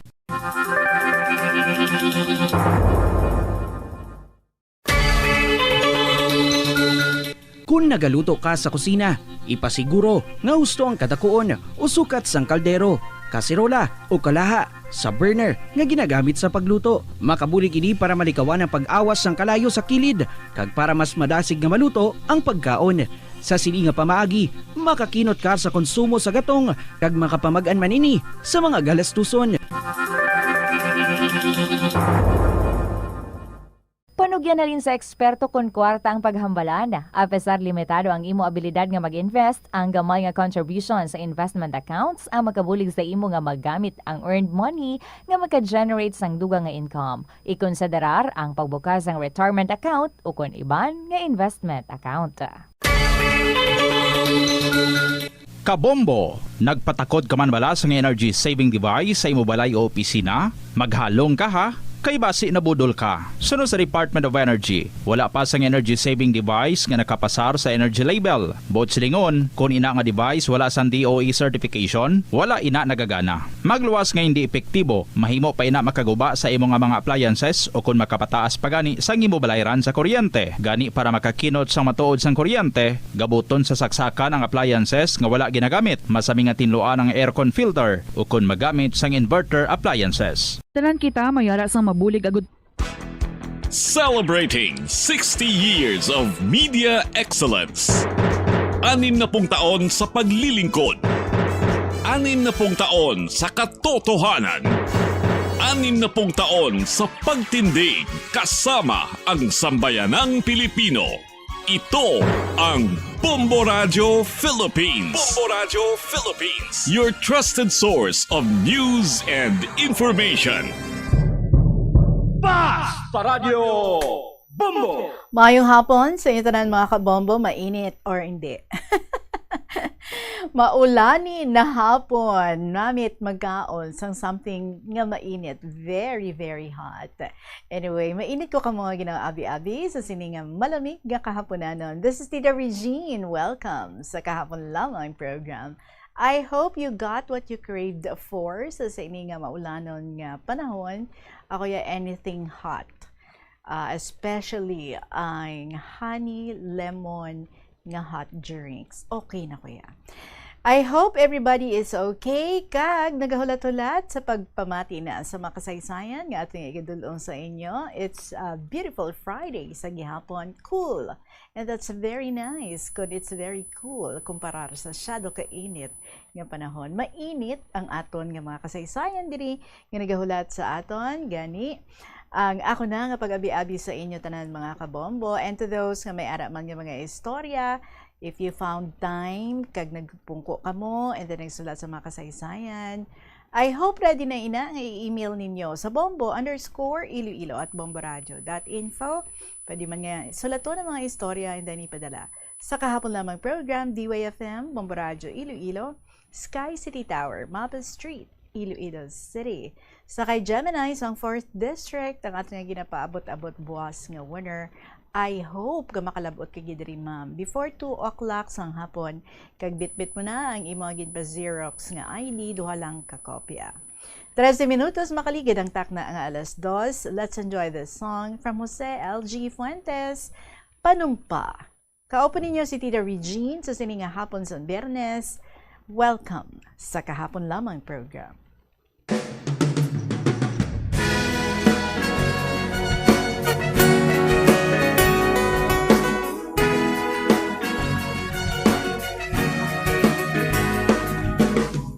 Walay sukod akong kalipay,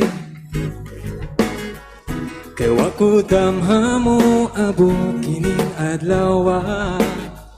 Sa atubangan mo gipamulong ko ang akong gugma ug akong panumpa. Ang kasing-kasing ko nag-awi, nagambak-ambak kalipay kutok sa langit.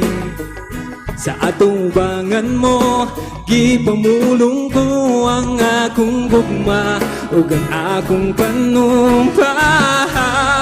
Sa kasakit ug kalipay, kalisod ug kaguol, alagaran ka kanunay sa tanan nga higayon. Kay kita nagkahiusa sa wanta ang atong gugma, kay kita usa na.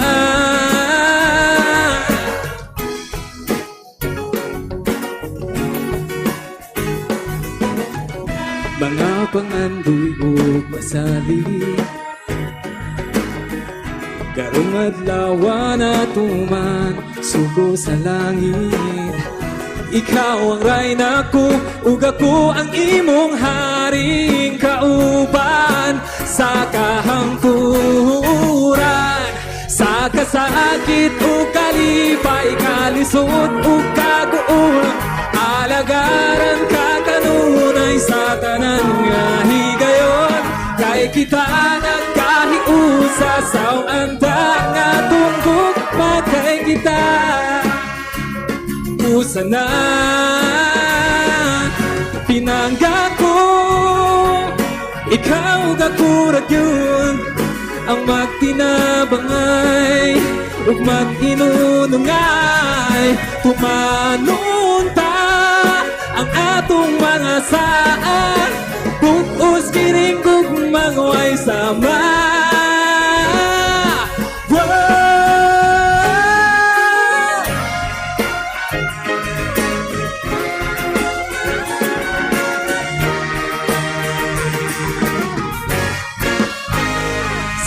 Sakit ug kalipay, kalisod ug kaguol, alagaran ka kanunay sa tanan nga higayon. Kay kita nagkahiusa sa anta nga tungkol, kay kita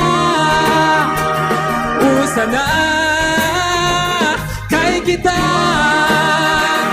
usa na.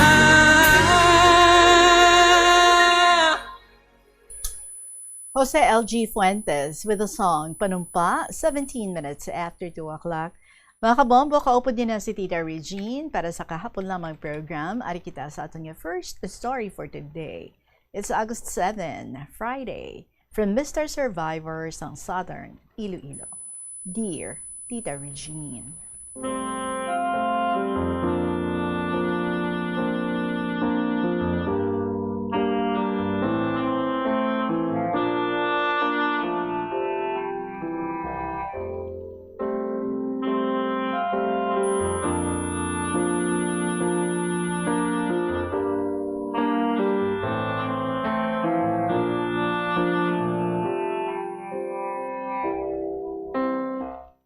Maayong hapon sa imo, Tita Reg, kag subong man sa tanan nga mga maukod nga man listeners, viewers, kag ilabi na sa mga regular letter senders sang imo nga programa. Hindi ko na kamo pag isa-isahon pa, ha? Kabay nga yara lang kita tanan sa maayong nga kahimtangan sa sini nga mga tinion. Subong nga hapon, may luyag na naman ako nga i-share sa imo nga programa, Tita.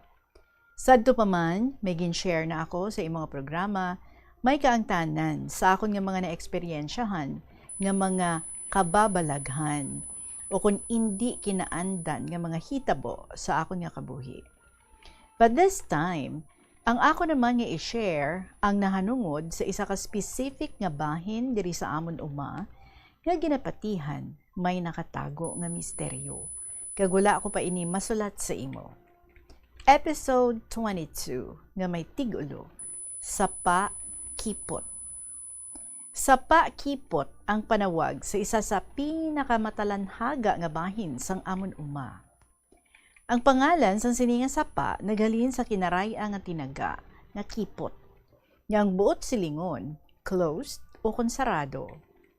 Gintawag ini nga sapa kipot bangod sa bahin sang sapa nga masyado kagamay o kon kakitid nga halos kipot kag dira pa mismo nahamtang ang amon alagyan nga medyo peligroso. Ilabay na sa tion sang tigululan bangod sa maaslog nga pagdaludo sang tubig baha. Ang sapa kipot, hindi lamang ini isa ka sapa, kundi duha ini ka magkaiping nga sapa kag mayara sang pila ka mga busay.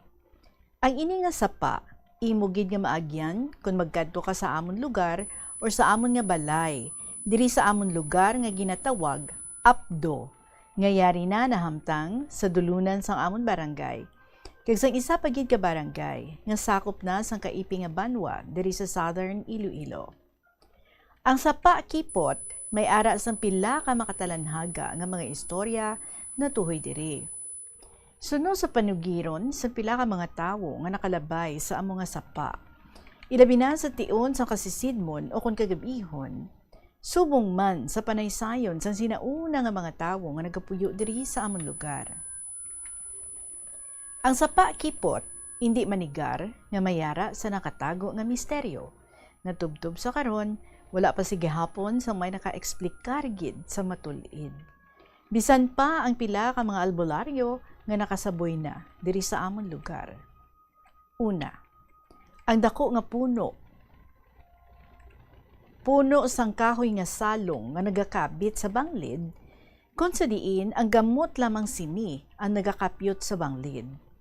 Apang makatilingala, kung nga hindi ini malukat, kag wala gid nagakaminyar ang mga dahon kag sanga sini. Bisan pa sa mabinagyuhon nga panahon. Ining dako nga puno sang kahoy, yara mismo nahamtang sa ibabaw sang dalan kag kanami pasang formation sang mayor sa ni nga mga sanga sa ibabaw nga daw pwede nimo mapungkuan. Ikaduha, ang buklod nga kun imo tan-awon, to kapareho ini sang isa ka isla nga napalibutan sang duta nga amo ang nagaseparar sa duha ka sapa bangod nga dira mismo nagsanga ang duha ka sapa kag ang tagsa ka sapa mayara sang busay nga ginapatung-an sang amo nga buklod. Ang ini nga buklod ginatubuan sa mga tanom nga nagapabilin nga madabong bisan pa sa mainit nga panahon. Ang amon alagyan ginapatungan sang amo nga buklod kag sang nasambitan nga dako nga puno sang kahoy. Sa una nga sapa, mayara sang 3 ka busay. 2 ka manubo nga yara sa takas, kag isa nga yara sa ubos sang dalan.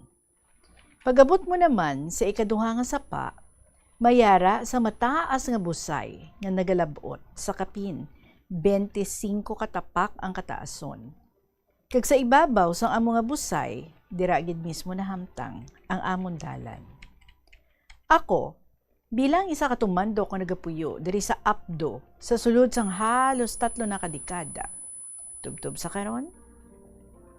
Wala pa man ako sang may nakit-an, nabatian o kun nasaksihan sa amo nga sapa nga makahaladlok o kun hindi kinaandan. Bisan nga diri ako natawo, tita, nagdako kag naandan ko na nga mag-agi sa amo nga sapa, pero inti gid malikawan nga kun kaisa daw nagapalanindog man ang akon nga balahibo kun maglabay ako sa dira, ilabi na sa tion sa kasisidmon o kun kagabihon. Pero suno sa iban nga mga pangayaw o kun baguhanon, kag sa pilaman ka mga taga-diri, ilabi na sa akon isa ka utod, bayaw kag hinablos, nga suno sa ila, mayara sila sang may nakitaan. Nabatian o ko nasaksihan sa amo nga sapa nga hindi kinaandan. Isa ka bes, nagpauli ang akon bayaw nga hubog. Gabi sa dutita, kagsang pag-abot niya sa ikaduha nga sapa, may nakita siya kuno nga nagakabit nga puwera ti kasanag. Nubo lang kuno ini, kag daw bombilya kuno ini sa kasanag. Kay kun kaisa na gani nga magpauli siya nga hubog, puwerte ini sa iya kagahod. Nagasinggitan siya, pero wala man nagapanghangkat sang inaway Kay wala gid ini siya sang gamo nga tawo. Sunod sa iya, nagagahod siya kuno, agud nga aware ang mga taglugar nga malabay siya sa sapa. Kun kaysa, wala pa ina siya sang suga. Kag sa nagapadulhog pa lang na gani siya sa sapa, nagasinggita na siya. Pero ambot, kung ano atong nakita niya nga nagasiga. Bisan siya, natingala man gani, kay wala man kuno sang bulan, sang tiun nga ato. Si tatay, kaagi man na gani tita, nga naligid sa busay sa amuman nga sapa. Kataas pa abis ang busay, tita Reg. Ang busay bala nga siling ko nga 25 katapak ang kataason. Kag may tubig paabi nga nagatubod. Hubog man siya sang tion nga ato, kag manindahan pa ato siya kuntani. Kay kaagaho na abi sila nagahalin diri kun manindahan sa amon nga town proper. Maayo lang gani, kay wala man siya maano. Pati ang flashlight niya, nadala man niya sang naligid siya sa busay. Maayo kay nakapauli man siya pagkaaga. Siling niya, daw may nagtikwang kuno sa iya, sang pag-agi niya sa sapa, rason nga naligid siya sa busay. Siling niya, gintikwang ako sang aswang? Sa pagkadamo nga mga hubog nga nag-agi dira, pero siya pa lang ang naligid sa busay tita, nga kabisado na gani niya ang dalan, kay diri man siya mismo nag-estar. Ang hinablos ko nga lalaki, nakasugid man sa amon, isang paglabay niya sa sapa nga manog 12:00 sa tungang gabi, may napatian siya kuno nga nagapanitsit sa iya. Kag makaduhagid kuno ini ka beses. Grabe man ang kahadlok niya. Gani, nagdagon-dagon siya lakat pa uli. Ang magulang ko pagid nga babae tita. Sang nagsagob siya sa sapa, agud ibunyag sa ilatanong makarbasa. May nakita kuno siya nga tawo nga nagasikongkong sa dalan sa may takas ng sapa, apanggul pilang kuno ini nga nadula sa iya panulukan. Ang ini nga sapa, tita, medyo masimong, kag madulom gid ini katama. Ilabi na kung wala gid sang bulan nga nag-iwag o kung wala ka sang suga nga maglabay dira sa tiun sang kagabihon. Wala man sang panimalay nga lapit, kay ang amon balay layo pa halin sa sapa, kag amo man ang balay sang akong duha ka magulang. Kay 3 lang man abi kami diri ka panimalay nga lapitanay, kag lain-lain pa nga barangay. Pero ako, so far, wala pa man sa may na-eksperyensyahan nga hindi kinaandan sa among nga sapa, kag gabay nga wala lang sang tanan nga oras kag tion nga maglabay ako. Sunod sa panigiron sang amon ka magulangan nga utod nga si Lavender Mom, nga sadto pa man, sang dalaga pa siya, kintestingan na niya ina, nga kuhaan sang laragway ang nasambitan nga buklod, gamit ang kamera sang iya nga amiga. Pero sang gintanaw niya, nakibot na lang siya, kun nga nga blurred ang kuha. Apisar nga masanag man ang palibot sang iya atong ginkuhaan sang laragway. Pero ako, wala ako iya natahap o kunahadlok. Nakuhaan sang laragway ang among nga buklod. Lakip na ang dako nga puno sang kahoy nga salong, kag ang mga busay sa sapa, kag klaro man ang kuha. May gin-edit pagani ako nga video clips si Reg nga top 10 waterfalls sa mga sapa diri sa amon uma, kag ako na ito nga gin-post sa akon nga social media account. Kay damo abi sa mga busay diri sa amon, pero ina lang galing, amo lang may tubig kuntig ululan. Ang pamangkot. May misteryo gid man bala nga nakatago sa amo nga sapa.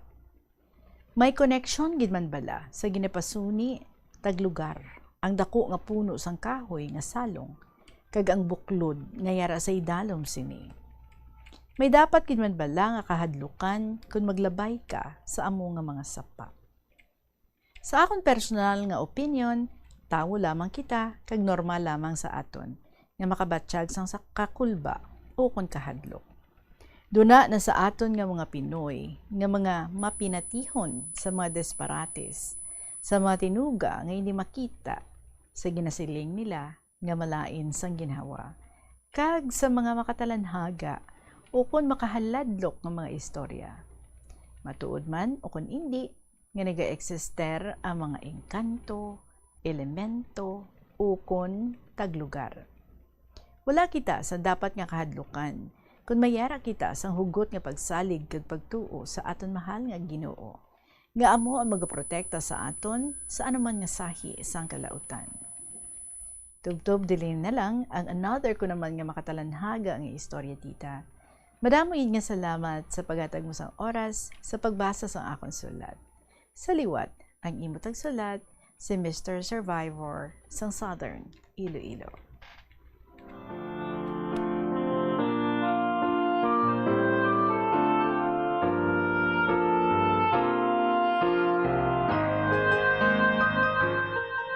Well, that very familiar line or phrase, to see is to believe.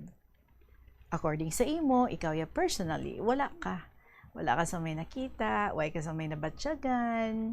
Wala na galing ka curious ka lang regarding sa kahoy nga halos ugat naman lang gani siling mo ang nagatapik no sa duta, and yet hindi ini matumba, hindi ini maano, ang mga dahon very green, kag ano ayhan ang istorya sa likod sina.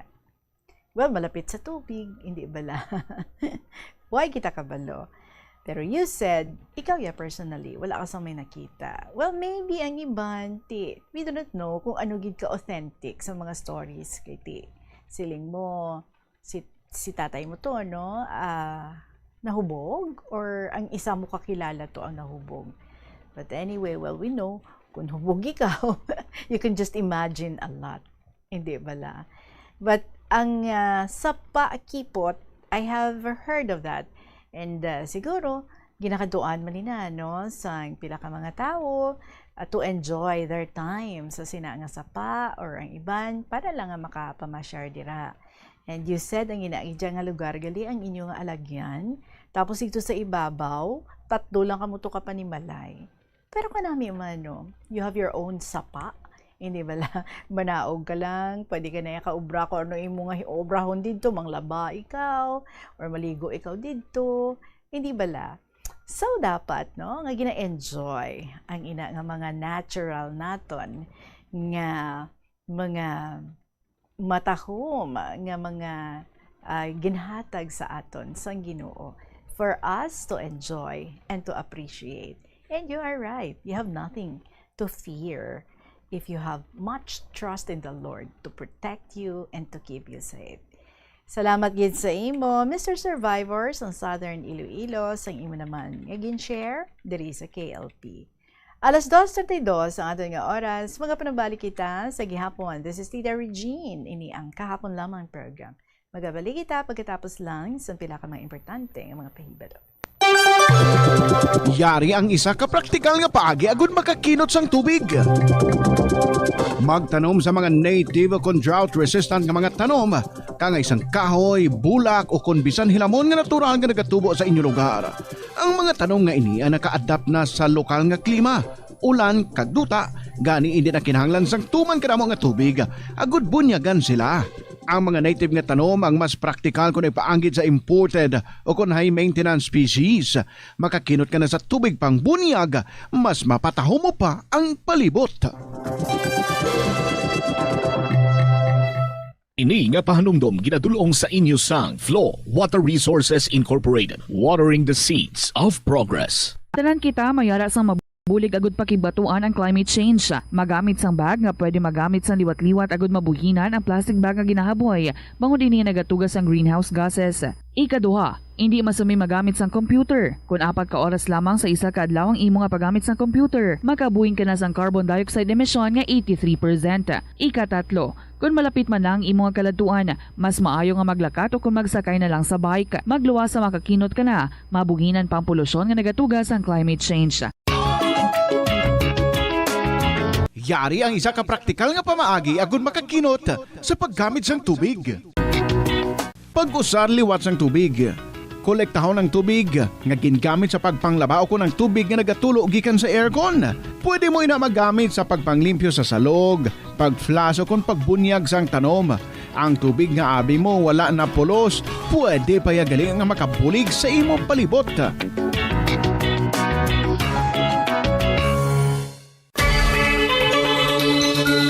Limitahan ang pag-charge. Balik kita with our next story nagikan sa kay Crying Mothers ng the Sugarland of Iloilo. Mahal kong Inday Regine.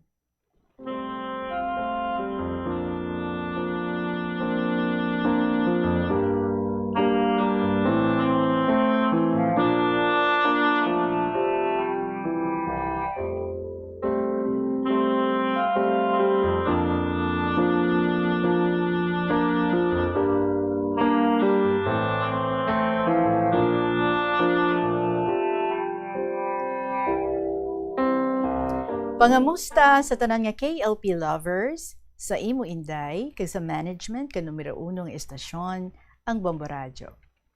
Inday, abi ko karang una, maubusan dugitaken kay inog istorya sa imo programa. Abi ko anay, ubos don ya akon inog saysay, parte sa akon mga inagihan sa kabuhi. Paikon makapanghangaw-hangaw gani taken sa palibot, kag maglantaw ka bukid nga akon ginhanggodan. Abaw, nang asod-asod lang mantana, yan naga-flash sa akon nga mind. Mga kahapon lamang nga hindi malipatan. Gani, salamat kay may programa tana si Inday Regine. Di kundi ka panumbalik tana, ya akon retention, na dumduman ya mga nagreligad sa kabuhi. Inday, yadya nga kasaysayan, himuan ko ka hashtag nga kayos, pantawid sa gutom. Inday, ilamtan na. Kung kilala mo diyang kayos, hehe. Pati ti sigurado taken nga way ti mo kadya kakita o nakatiraw. Way ko katiraw. Basi nakita ko na, hindi ko lang kilala, nga mo na nagali ang kayos. Anyway, kun bulan sang Marso, Abril, Mayo, amo jaya pinulan, nga haros tama gigapigado yatawo kanamon sa baryo. Hayman, way dun ti prugnan, way dun ti ani sa uma, way pati second crop sa taramnan, hay tig-irinit nga binulan. Amo dya nga binulan, yan natawag nga tig-iriwi gid. Kag Inday, sa amo dya nga binulan, nagapangali yatawo kadyang kayos sa bukid. Way man jatana ginatanom gid, nagakabuhi man lang dya sa talon. Kag kunting adlaw, amoyatig karali kadyang kayos. Ay, nagsigisige doon niya istorya ko parte sa kayos. Way patakan gali makapakilala. Jaduman gali, irimaw kaninyo si Crying Mothers ng the Sugarland of Iloilo, yakilala nga pang Friday sender ni Inday Regine. Kag nakilala sa mga inagihan nga sobra kaimol. Tigbatas na hanggod sa bukid, na tawo nga waay makaambit kakasulhay, sigon sa ginikanan nga pangaingin kag pamugon gid lang, yagin sagod kanamon karang una. Inday, yakayos nga dya, mapus lang man kalyon, manabaw man lang ya sulod na sa lupa. Ya itsura na do sapang. Payugaring kung hindi ti mo kamaan magpreparar, antes mo dahaon, ti delikado, hay mahilo ti mo. Ginalidkid ti manipis dya, kaghuruman sa sapa Inday Reg. Tagtatlo ka adlaw daa nga hurom, hasta nga matumo yaan na duga, haya duga na amuya makahirilo sa tawo. Dapat patinawan gid, kumuson sa sapa, hasta nga maubos gwa ya duga na. Dason pugaan daa kag kalukaluhon. Mahamot ya baho na kung madaha doon. Ti, pamahaw doon daa ka pamilya, inday. Dason, kung sumudan doon gani kakalukalo nga kayos, buslon duman. Ya balinghoy, kag palawan, lidkidon, kag alupihon. Inday sigon nga bata pa ako, way pa kaintindi kung insa, ginahuruman dang kinigkid nga kayo sa sapa. Ginasulod sa sako, kag tampukan ka bato sa madalom nga portion ka sapa.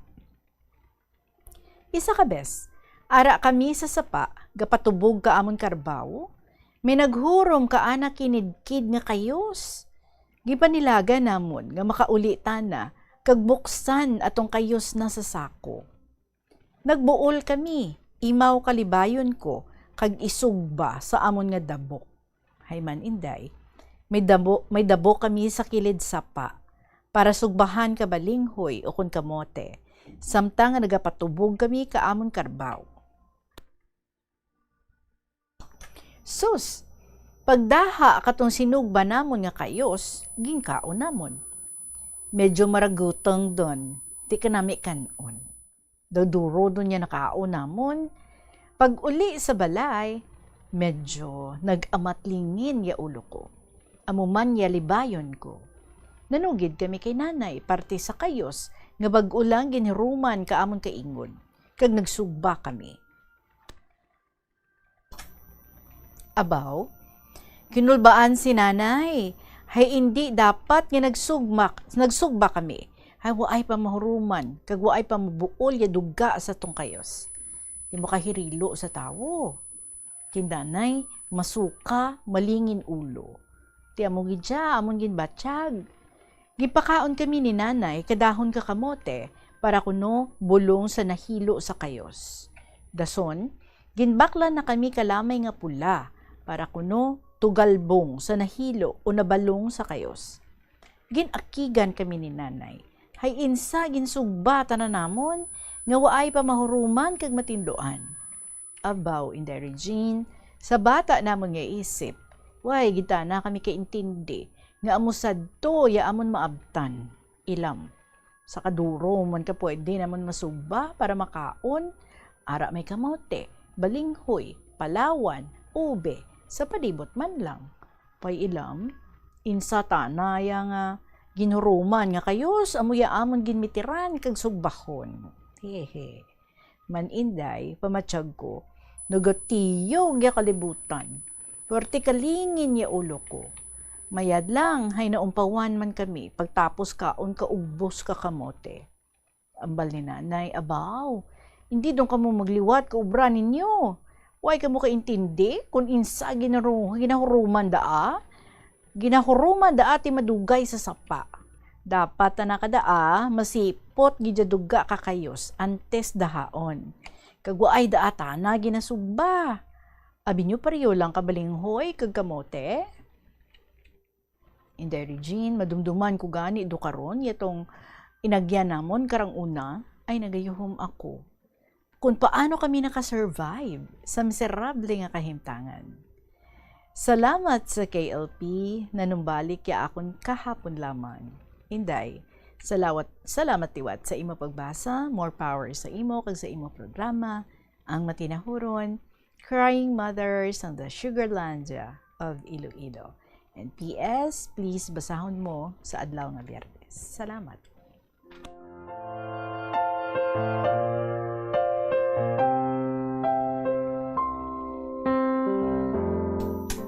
Budlay no, kung gapatuga-tuga ka lang balaway ka kaintindi kung ano inang imo ginapangkaon dira sa palibot. Pero ti siguro bilang bata, you've heard about kayos, pero wala pa gid ka mo siguro ya that time fully kaintindi kung paano ang pag-prepare sa ni, ano nga proseso ang ginahimo para nga mangin edible siya kag para nga makakas atong duga nga amo ato nagakos sang hilo. So, because curious, kag siguro interesado mo ka mababalaan kung ano ang sabor, tinagwa ka mo, kag nanugba, kag immediately, nag-take effect. Baw mayo lang, si nanay ninyo may presence of mind, gagabalo siya kung anong iya nga ihatag sa inyo para nga makakas ang hilo kag mabuligan kamo. Buga panumdum lang ako, no? Paano habi? Ang iba nga mga bata, kung mapabayaan, and then makakita sang sina nga kalanunon, tapos they would also get curious, and then kaunon man nila. Actually, diri sa KLP, we have a lot of stories nga gin-share diri sa aton. Accounting kung paano sila nga nahilo. Kag a lot of times I've heard about kayos. It's just that wala lang gid ako ya siguro nakakilala kung ano ang kayos, but most probably base no. Kung maglagaw ako sa uma, base kung nakita ko naman nina, hindi ko lang nabalaan nga ti kayos na ganli na. But through the stories nga share diri sa KLP, I learned nga dapat gid man gili iya nga ginahuluman ina, or else manginhilo gid ina iya kung hindi siya ya ma-process sang maayo, ma-preparar sang maayo para nga mangin ready na siya nga kaunon. So gani, no? Hindi kita basta-basta nga magtilaw-tilaw sa kung mga ano-ano dira nga ato nga makita. But anyway, knowing nga ti kamuya siguro out of curiosity gid. Nakatilaw na kamo balinghoy, nakatilaw na kamo ube, kamote, kag kung ano pa nga mga root crops dira. Siguro na curious lang gid kamuya. Insa ginahuluman sa sapa. Kali kay amo na ang rason. Most probably wala pa kamo na orient ni nanay ninyo, no? Basi kung wala pa kamo ya nakaagi.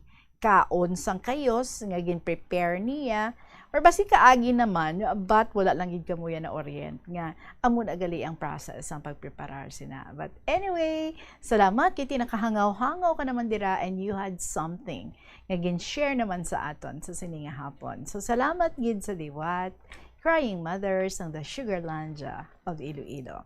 2:45 ang aton nga oras, magabalik kita with more stories para sa inyo. Ini ang KLP kaupod si Tita Regine. Limitahan ang pag-charge sang devices. Hindi pagpabayaan nga naka-plug ang phone, laptop o kung tablet kung puno na ang battery. Patyon o kung i-unplug gilayon kung tapos na. Makakinot ini bisan gamay lang per device. Ilabi na kung madamo ang empleyado sa opisina. Yari ang mga simple nga paagi agon makakinot sang tubig. Kaayuha ang mga taga sa tubo o kon hose. Hindi tanan nga taga sa mahapos kagilayon nga makita tungod ang mga tubo o kon hose ang nakalubong sa duta o kon semento nga bahin sang balay. Kung magsigi ang mga tagas nga ini, mahimo nga magalabot sa 10,000 ka litro sang tubig ang mausik sa isa ka tuig. Maggamit sang leak detection tool o kung magkonsulta sa mga eksperto kung may pagpangduwa-duwa nga may tagas sa mga tubo sang tubig agod ini gilayon nga makaayo. Sa eskwelahan, ang pag-practice ng good manners and right conduct ang makabulig sa paghimo sang positive, respectful environment para sa pagtuon. Nagapakita inis. Diri naman kita sa lagi share sa aton this afternoon niningne sa Lambunaw, written March 26, 2026. Dear Tita Regine.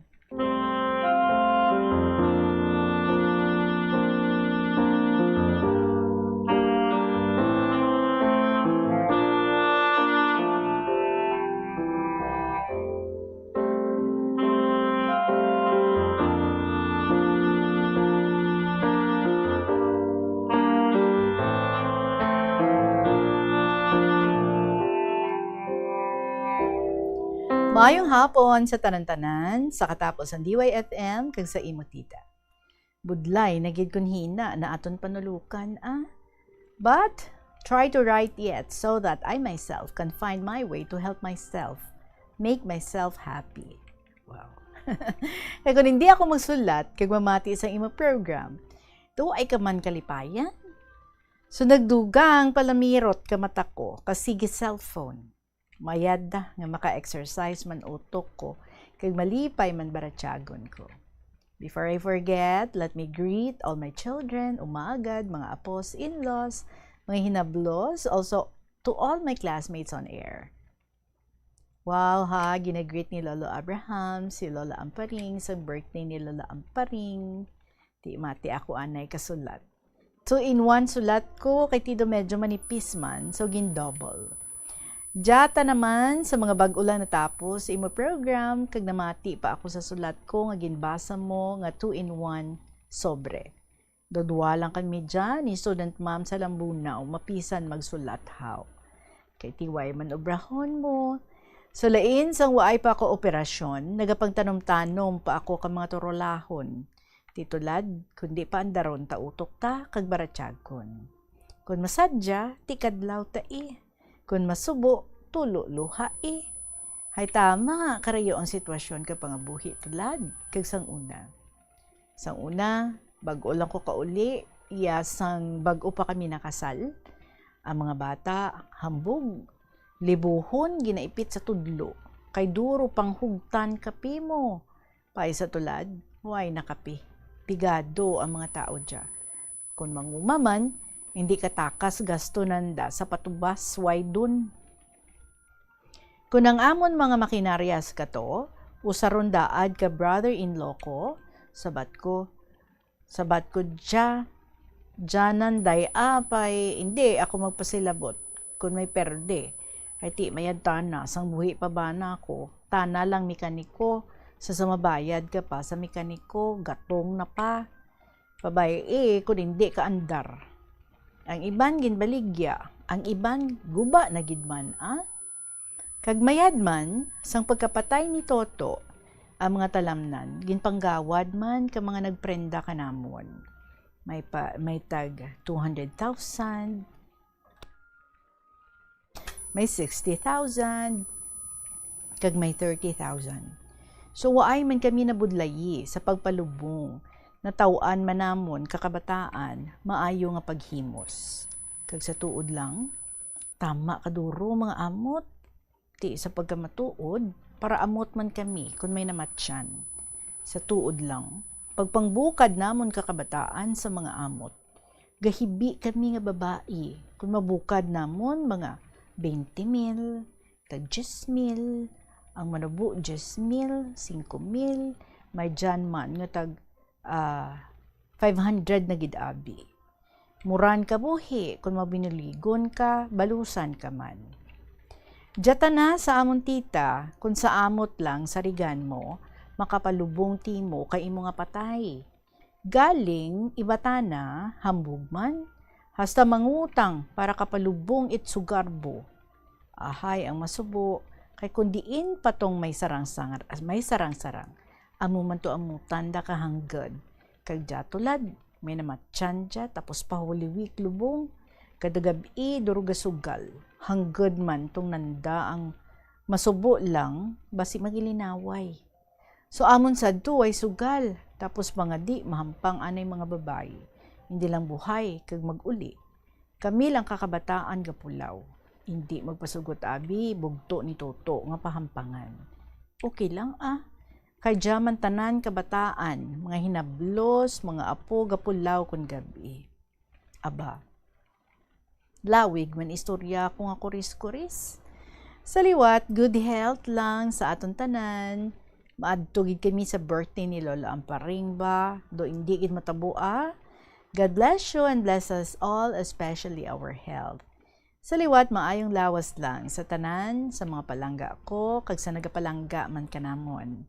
Paano, hindi man jaguro kaabot daad, mamista ka mo dya kanamon, April 3rd, Saturday.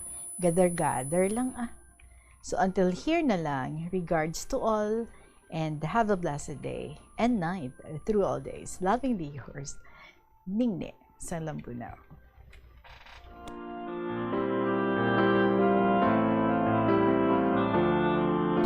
Siningne, super pisan gini nga magpadala sa mga kasaysayan. Kita lang gani ang hindi maka keep track, no? Hindi ta makapasunod sa iya mga istorya kay ti dagdamol-damol na iya mga ginipang padalaya di at isa ka plastic na iya ginipang padala diri nga mga kasaysayan sa aton. But anyway, we really appreciate it. And thank you for understanding, no? Ngati, in one blow, hindi naman na maubos ang basa, pero ginapang amat-amat lang ina. But anyway, salamat, Gid. Ningne sa liwat for another sharing. Diri sa kahapon lamang program. Magabalik ang KLP sa gihapon, kaupo din nyo, si Tita Regine. Sa eskwelahan, ang pag-practice ang good manners and right conduct ang makabulig sa paghimo sang positive, respectful environment para sa pagtuon. Nagapakita ini sang pagtahod hindi lang sa mga manunudlo kundi mangin sa imo mga classmate kag sa school community. Mag-abot sa eskwelahan on time.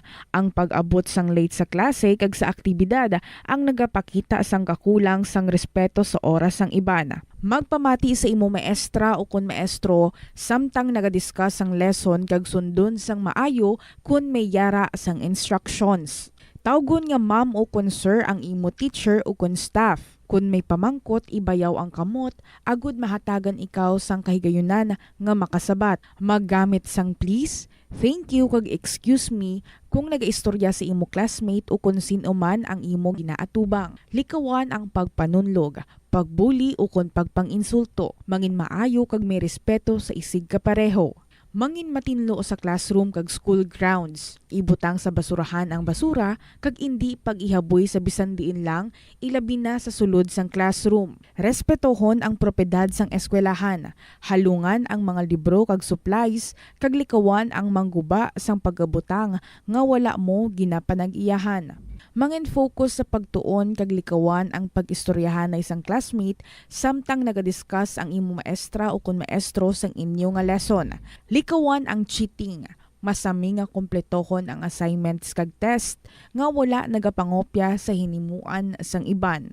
Paborito mo man bala kaunon ang prutas nga saging kabombo? Nakahibalo ka bala nga ang Pilipinas ang ikaduha sa pinakadako nga exporter sang saging sa bilog nga kalibutan. Sandig sa United Nations Food and Agriculture Organization, ang pungsod ang naka-export sang 2.93 million metric tons sang saging sa tuig 2025. Nagapangduha kita sa top exporter nga pungsod Ecuador. Ang saging manggaranon sa mga bitamina kag minerals, kaangay sang vitamin A, C, B6 kag potassium nga kinahanglan sa immune system, energy production kag cell protection. Bangod sa mataas nga potassium content sang saging, epektibo ini sang healthy blood pressure kag nagasuporta sa overall heart function.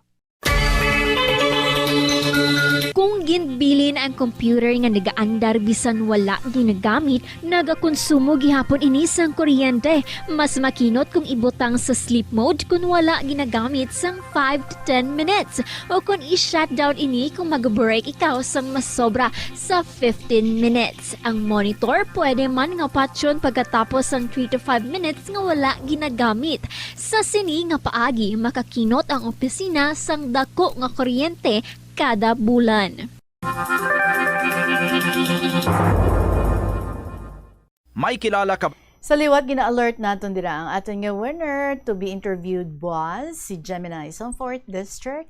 I hope nga nabatian mo gid ang ini nga mensahe para sa imo, inviting you to come here sa ini nga estasyon sa Buas. Bago mag alas 2 ang hapon, I hope nga nakalabot ka na diri sa istasyon sa Bombo, diri sa may Sky City Tower sa Mapa Street, Iloilo City. And then may bit-bit ka na, gid pa Xerox mga ID mo, duha ka kopya. Sa inyo nga mga istorya man dira, who knows, next kamo naman ang masunod nga pag-interview naton diri because kamo naman ang napilian nga winner. So share lang ang inyong mainagihan sa kabuhi, ang mga kasaysayan nga hindi nyo gid makalipatan. Palihog na lang i-email ina sa bombo_iloilo@bomboradio.info or you write your stories and then ipadala ninyo ina sa kahapon lamang program DYFM Bombo Radio Iloilo, Sky City Tower, Mapa Street, Iloilo City.